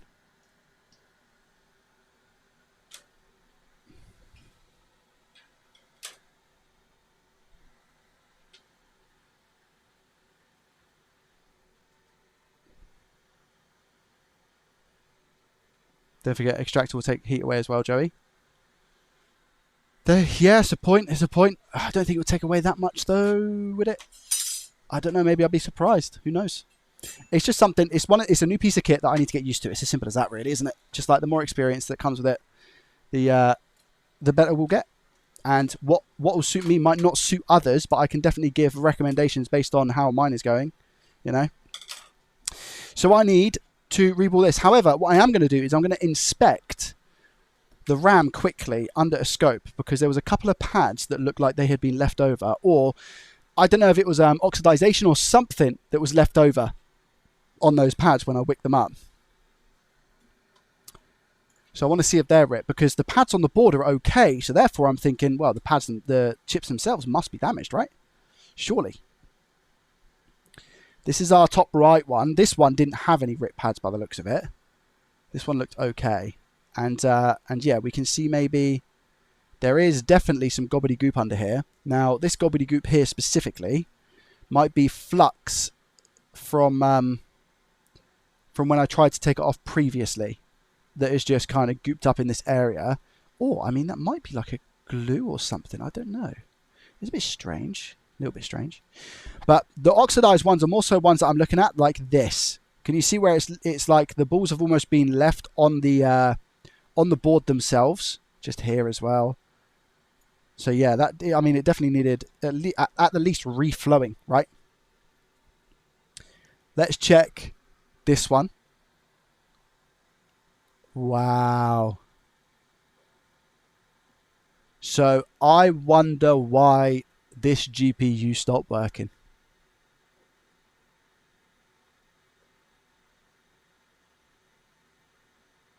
I wonder why this GPU stopped working. Now, I want to confirm one thing as well. This had nothing to do, from my experience, with taking it off the board. Because every single chip, before I took it off the board, I nudge it like this, always, to make sure that it is definitely hot enough to take off easily. So this isn't me ripping them off the board. This is just, I feel like, bad chip damage. And I'm going to go ahead and assume that the other one is exactly the same. Wait, let me put this one back so you guys can see how bad this one is. This looks crazy. 1, 2, 3, 4, 5, 6, 7, 8, 9, 10, 11, 12, 13, 14, 15, 16. Is the next one going to be better or worse? So we had 16 here. How many do we have on this one? 2. Oh, and there's a random solder ball here. Okay. Well, again, I can see that the pads themselves are really oxidized in multiple locations. So the solder bonding wouldn't have been great on the board as far as I'm aware, but we only have 2 here. So one of them was really bad. Yeah, I think that kind of leads me to believe that it's more so drop damage, you know. What I will say, right, is I wonder if the chip was really hard to get off because of this. Like, what is that? And there's another ball that's come off. I'm not pushing hard at all. Like, what is this? Because I don't think that's flux, chat. Because my flux is here. You can see the Kingbo flux. See all of that? That is the Kingbo flux. On a couple of these chips, I've got like this really hard, thick substance here. It reminds me of like glue is what it reminds me of, but I don't know what it is. But that might be part of the reason why I wasn't able to get, I think, the other chip off, which is this one. This was the one in the top right. And look, you can see as well, exactly the same position. Can you see here, look? This same substance. All around here is my Kingbo flux. You can clearly see because it's consistent. And that's what one of the chips looks like. But up here we've got this, look. And it's, the board's not even, the chip's not hot anymore. And it's still like this. What is that? Huh? What is this? Factory flux, potentially. I don't know why factory flux would be glued the way it is, though. It almost looks like glue. They use a bit of epoxy. I don't know if that... Chat, would they glue them? Same time, sometimes RAM chips have glue around the corners. But that one... I mean, there's no glue around the corners on this one. However, what I will say is that the glue was in the same place. Wasn't it? The glue is in the same place. Look. I'm not going to use these chips. I might be able to use this one, actually. Yeah, I can use this one. So I'll just bear in mind that the one on the right is the one that we are using. It's not that one that's got the glue on. It's this one. And it's in the same place. Look at that. A little bit different. A little bit different. But you've got it here. I mean, I scraped most of it. It was in this area. And it's mostly in this area. See that? So yeah, interesting. Nonetheless. Do we agree, though, guys? It's not just me, right? I'm not tripping. Do you think it is glue? What do you think? Flux from factory or gel? I don't think it's my flux. I mean, if it was the flux, it would be here, man. Like how all of this is. Look, this is clearly, I think, a different substance here. This is clearly a different substance. Sorry, Joey. I told you I had a cold. It gets everywhere. I just got what you meant right at the end of that. Thank you very much, Techno. I appreciate the 100 bits. Thank you. How is your cold now? Is it getting better? So this is where we're currently at. Now, I need to inspect the chips because I need to see if I've got any RAM that is going to be the same. And maybe, perhaps, I go back to my trusty PlayStation 5 chat and see if I've got RAM that matches. Let's have a look. So we've got K4Z8F. We ignore this number here. We don't care about that. That's more so something to do with batch or date. The number we care about is this serial and the HC16 because that means 16, I think it's 16 gigabytes a second or something, or megabytes a second, sorry, of speed into the APU core. Fact or fiction, chat? Have I got that right or wrong? Have I just splurted a load of random stuff, or have I actually kind of nailed that?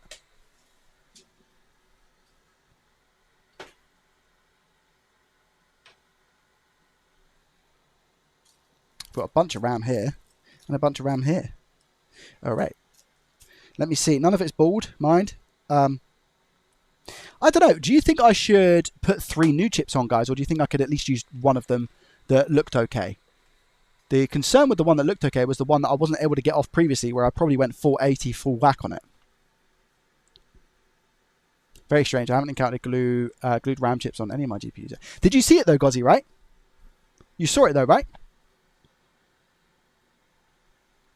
And do you agree it's a different substance than what the Kingbo is?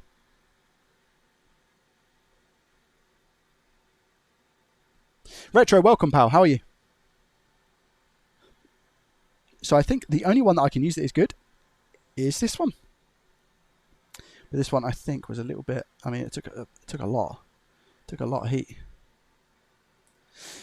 Let me use this one as a reference, I guess. So I need. So this is Samsung, guys. K4ZAF 325BM. Okay.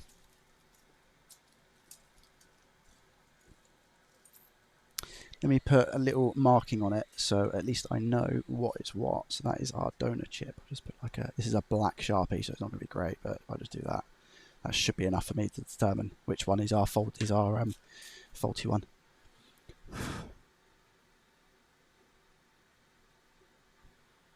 So that's what we're looking for. K4ZAF. Here we go. First one. What do we have? Hynix. I think this bag is all Hynix, isn't it? Hynix. Hynix. I'm sure PS5s have the same RAM. I'm sure they do.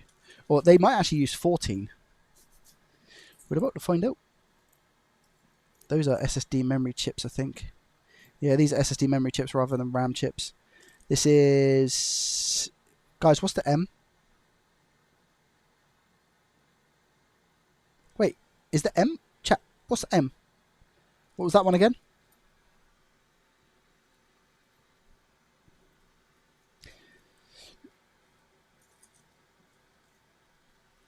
Micron, that's it. Yeah, yeah, perfect. Thank you. Yeah, it was there on the tip of my tongue. Micron RAM.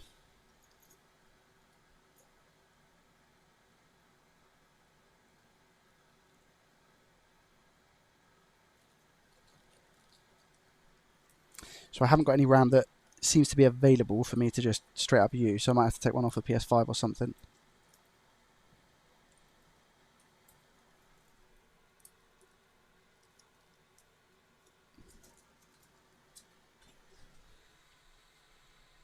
Let me check one more.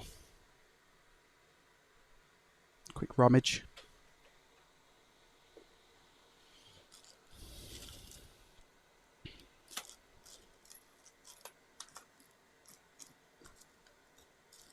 No. Guys, if you're enjoying the stream, make sure you hit that thumbs up button over on the YouTubes and hit that follow button on Twitch. It'll be much appreciated. I do have some more ramifications up here, I'm sure. Where, though? I mean, it says PS5 RAM up here. How many? Oh, I've got loads in there. Pretty sure you don't have any Samsung RAM. That's why we needed to wait to fix that PS5. No, that was the PS5 Pro, G-Man. That was the PS5 Pro. If you're talking about the video. What's that? Micron. This RAM has been sat here for absolutely ages, by the way. Micron. Since like probably one of my first PS5s. Nope. Nope. Oh, that's a point actually. Wait a minute. Does like Micron RAM and stuff have their speeds on it? I don't think it does, right? So how does that... What's the speeds on this piece of RAM here? Can you tell? Is it like KNY2 or something? The speeds are located here for the HC16, but like for Micron RAM and Hynix actually, is there... What's the differentiator there?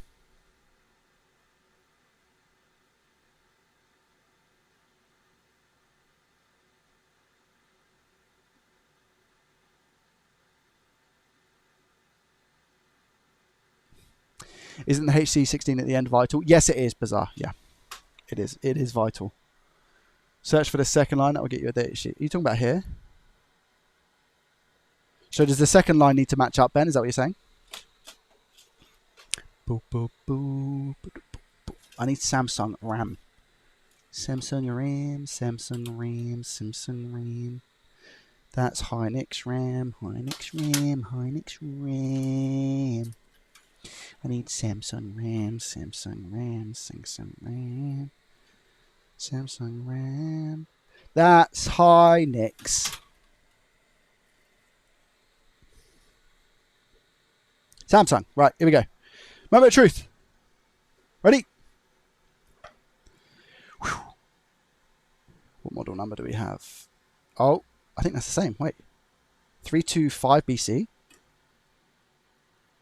325 BM. So HC16. What's this HC? Of course you're covered up. Making me wait right until the last second.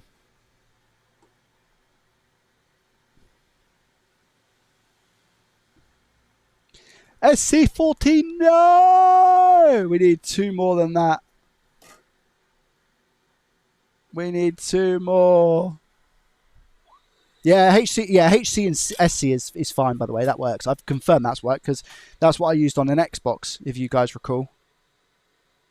What's that? SC what? Is that... Chat, is that 14? Yeah, 14. What do we need? 16. Yeah. What was the PS5 Pro? Hold on, I've got it here. What was the PS5 Pro? SC20? Lord the glove. Look at that. SC20. Yeah, that's Giga Chad. It's Giga Chad RAM. Samsung. Oh, we got another Samsung board. Hold on. Ba-dum-ba-dum. I think they're all SC14, hey? I think they go SC14. I think they're all SC14 on the PS5s. I mean, it would make sense for them to all be the same, right? Look, SC14. Ay, caramba. I think they're all going to be SC14. They all operate at 14 gigabits a second, hey? Chat, fact or fiction? They all operate at 14 gigabits a second. They must do. Why would you have 16 ones? Because then you'd have a better PS5. And the PS5 Pro is 20, so that's a big jump. So between 14 and 20, you ain't going to have a 16 somewhere, are you? What's this one? SC14, GG. Yeah, we don't have a... That's annoying. Okay, right. What about Xbox?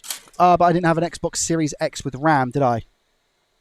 What was the RAM that I took off the other Series X that came in? Remember the one that I bought specifically for that vid? For the FreeRepair. What was the RAM on that? Because I bought an Xbox with Series X RAM, didn't I? I think I only took off a couple. Let me see if I've got that board. Where's that board? I mean, I've put loads of boards back right now, so it's probably going to be me sifting through. Yeah, there's so many boards here. Lord, the glove above. Jeez Louise. Right, where are they? They're here. No. This one is...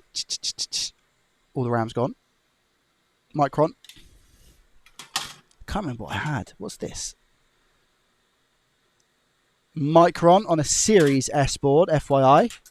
Oh, what about a 1X, chat? What's the number on here?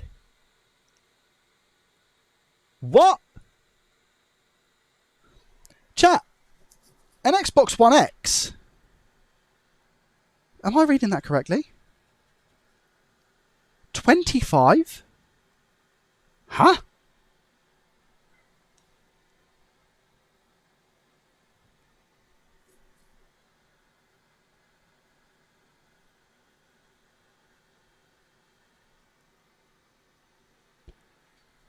It's GDDR5, and the newer consoles are GDDR6. Facts, Gozzy?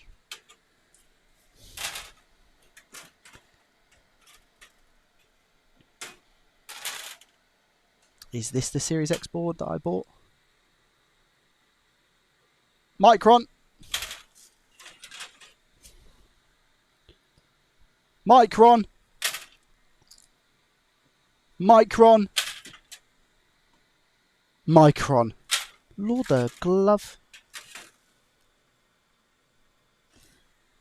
What? Wait, where's that Series X board that I had that was Samsung then? Did I like put it somewhere special? Why would I have done that? Because it's just not in my donor. No, I wouldn't have. I would have just put it in my donor pile. So why on earth is it not in my donor pile? Huh? Can somebody please answer me? Anybody out there? What on earth have I done to myself?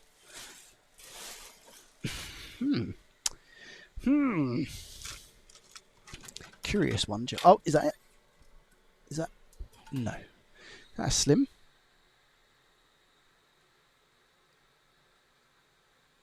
SC what? SC what? SC what?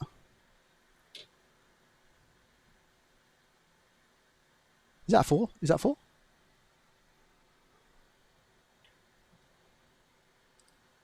Yeah, it's a 4. Alright.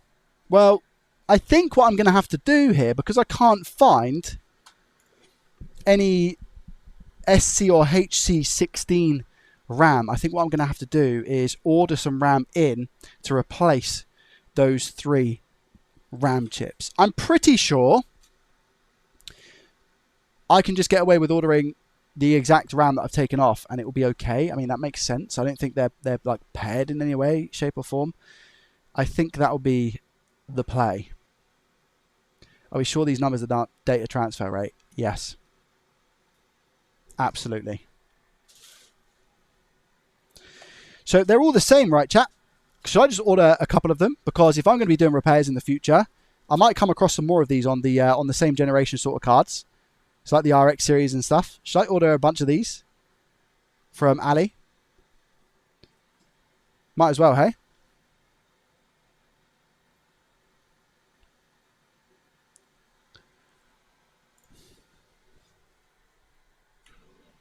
What do we think? Do we agree? Ow. Just ran over my foot with my chair. How's your day going?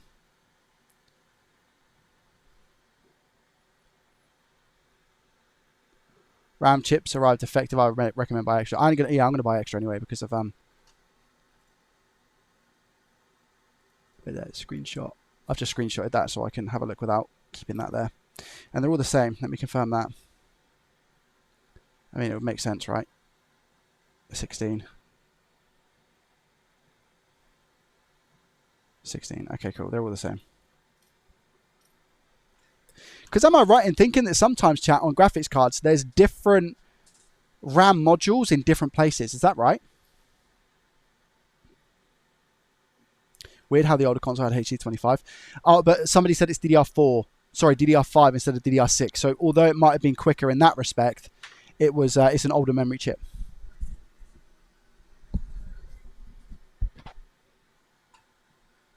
I can turn that down now. Jeez, I can't even myself think. When I say turn it down, I mean turn it off.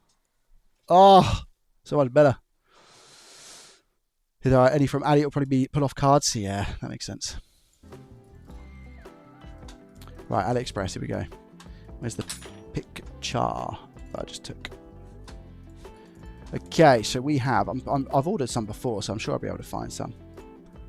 So I'm just going to type in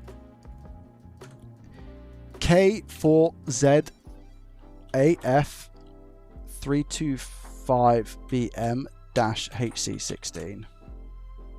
Here we go. One piece, £3.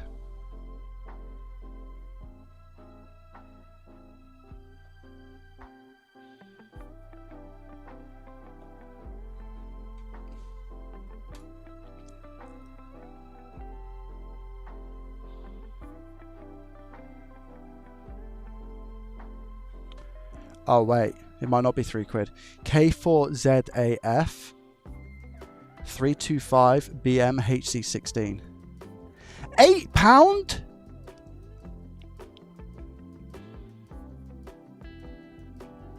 What? For one?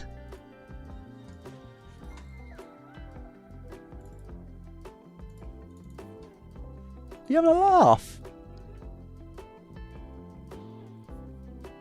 Wait, what about a used one?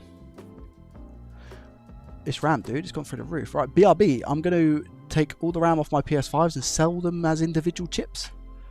Probably get this. What is that? 8. That's ridiculous. You'd make £60–70 just off the RAM chips on a PS5. Is that right?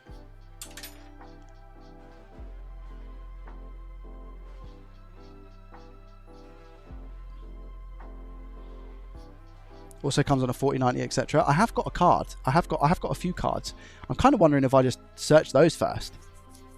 The thing is, I've not diagnosed them, so I think for this project, because the amount of time it will take me to actually diagnose and get them done. I think let me have a look and see what the used one's going for. £7. Lord, I can't believe what I'm seeing. Let me type it into eBay. Has eBay got anything?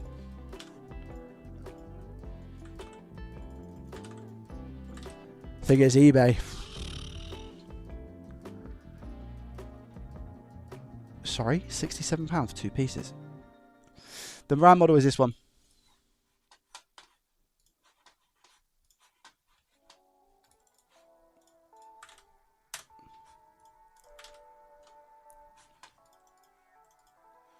It's crazy though.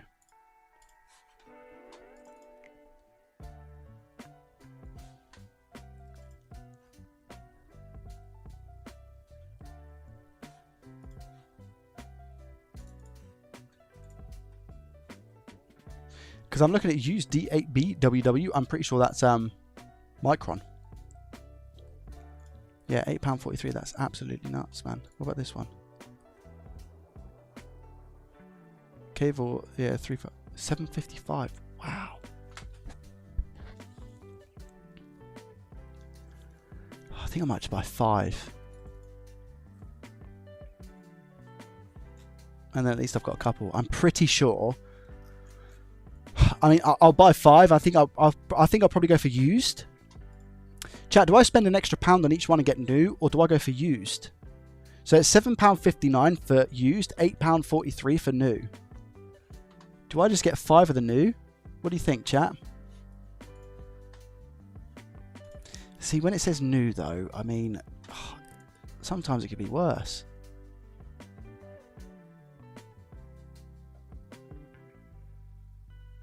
Found them £2.70 on AliExpress. No, I don't think you have, Andrew.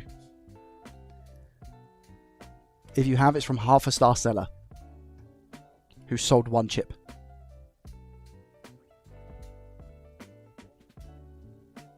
Fun seeing you in here. I know you're from Moose Streams. Who are you talking? Merc, are you talking to me, or are you talking to somebody else? Sorry.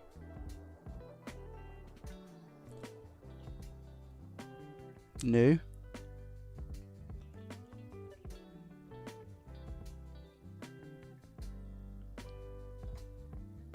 He's referring to me, Mr. J. Gotcha. Okay, fine. Lol, clicked on the link, jumped to £7.55. Yep. Okay. I think I'll go for those ones and just... I mean, they've sold a lot. They've sold 217. I think I'll just go for new, buy 5, see what happens. Used could be 40 chips and AliExpress gamble. Yeah. I'll go new chips, I'll get 5, see what happens.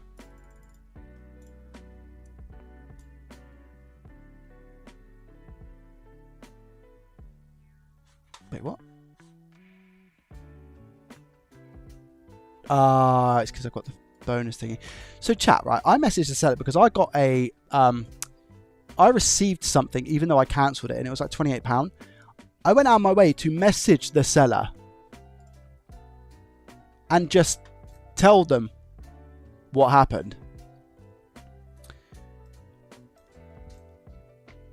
And I said, hi there, I hope you're having a good day. Just wanted to let you know I cancelled the order on this, however, still received the item. How do you want to proceed? I got an automated message back saying, if you need anything, please contact me. I'll give you the best price. I have repair phones, MacBook tools, accessories. Thanks. If you have any problems, please send a message to me. We will reply to you as soon as possible. If we've not replied to you once in 10 hours, we will reply you via WhatsApp. Add my WhatsApp. What do I do?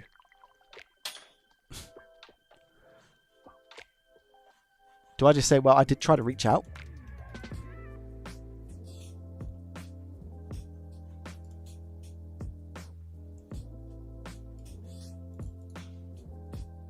Teng Tools USA. Are you like a Rob? Are you like a business or something? Teng Tools. New DIMMs. They have a warranty. New. I mean, it's AliExpress. I don't think I'll be sending it back to them anyway. They're going for £20 plus on eBay Rebuild. Maybe time to strip down some more PS5s. Yeah. Faulty PS5s gone through the roof. Shock.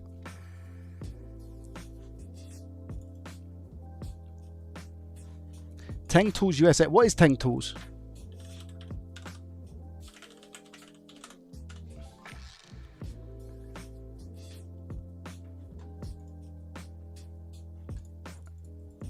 Hand tools, toolboxes, tool storage organization. Oh wow, they got some nice tools, hey. Lord, that glove. $11,000. Wow. What message is that? What message sound is that? Is that Skype? Back in the day?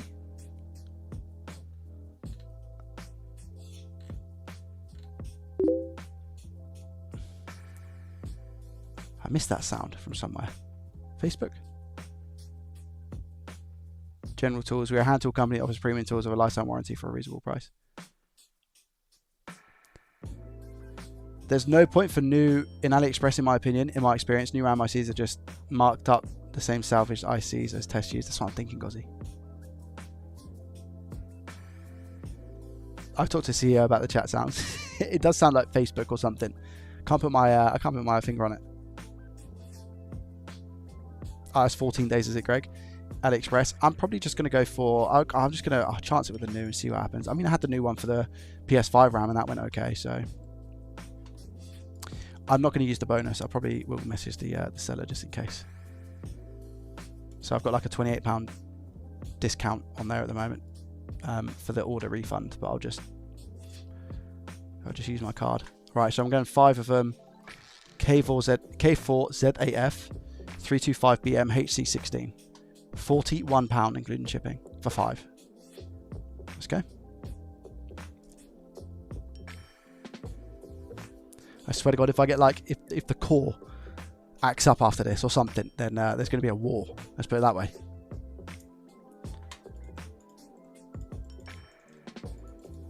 I mean, chances are the core is probably going to play up. MSN Messenger, that's it, Fridge. Yeah, you're right. Okay, so I mean, we have made progress here, guys. We've made progress. I've used my little board heater now, so that's really good.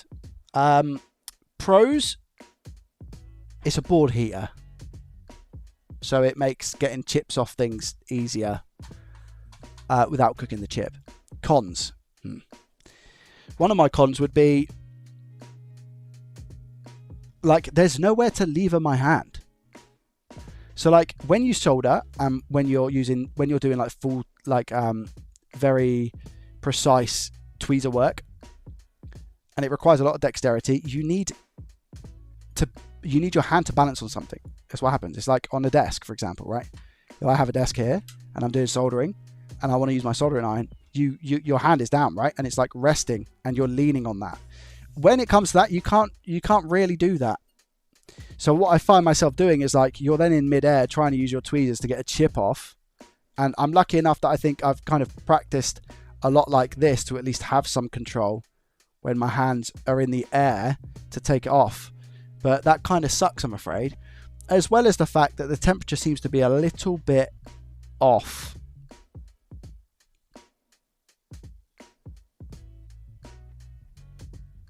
Yeah, like a sandbag for higher vertical rest. Yeah, something like that would be cool. Something like that. That you can actually just rest your hand on and do the work you need to do. Especially when soldering as well. You want one of those chip suckers to take the chip off. Yeah, I mean, I could use that. But then I also need to use my tweezers to tap to see if it's up to a temp for me to take it off as well, right? So... I still think you'll need something to help with that. Right, chat. I'm going to have to love you and leave you. And the reason being is because I'm actually going out for a meal tonight. And it's going to be like an early doors one, actually. So I need to start getting ready and whatnot.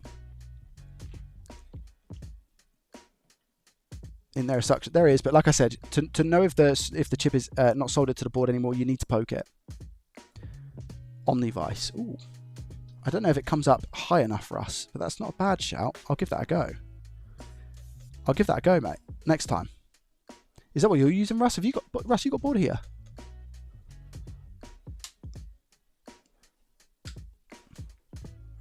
Gonna fix my DualSense controller, drift, the analog sticks from AliExpress, good or garbage. I mean, yeah. I mean, I've used hundreds of those.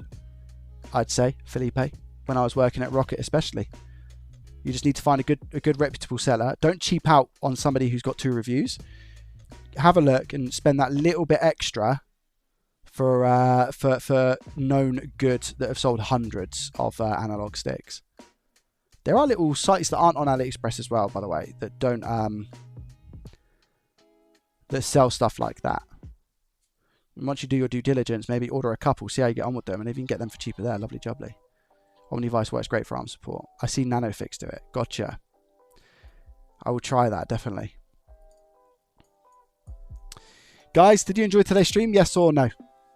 I'm happy. Overall, I'm happy with the purchase. I mean, it is £150. I need to bear that in mind, but I think it will come in handy for when I do, especially when I do HDMI ports on Xbox Series X consoles. I think it will come in very, very handy.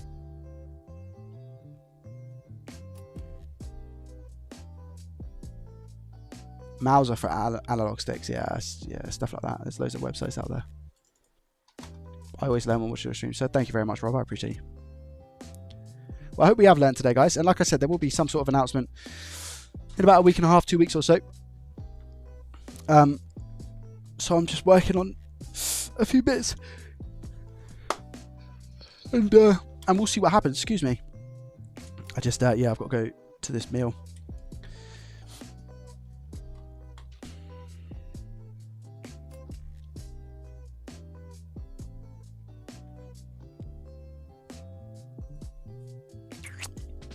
Right, I'm waiting on RAM on my GPU too. Are you, Gozzy? Are you fixing you've got another GPU to fix right now? Thanks for streaming. You're more than welcome, guys. Have a good rest of your day, your week actually, because we're still pretty early on in a week, aren't we? So make sure you have a good rest of your week. Absolutely smash it. Be productive. Do what you enjoy, and I'll see you on Thursday. As long as I still that 1080 Ti, still the same one. I'll see you on Thursday, and we'll go from there. And hopefully, I don't think we're obviously going to have the RAM chips by then, but we might have something else to work with or something along those lines. But yeah, guys, thanks for joining. I appreciate you, and I'll see you in the next one. Goodbye for now. Thank you. Thank you for the support today as well. I appreciate you. Bye-bye.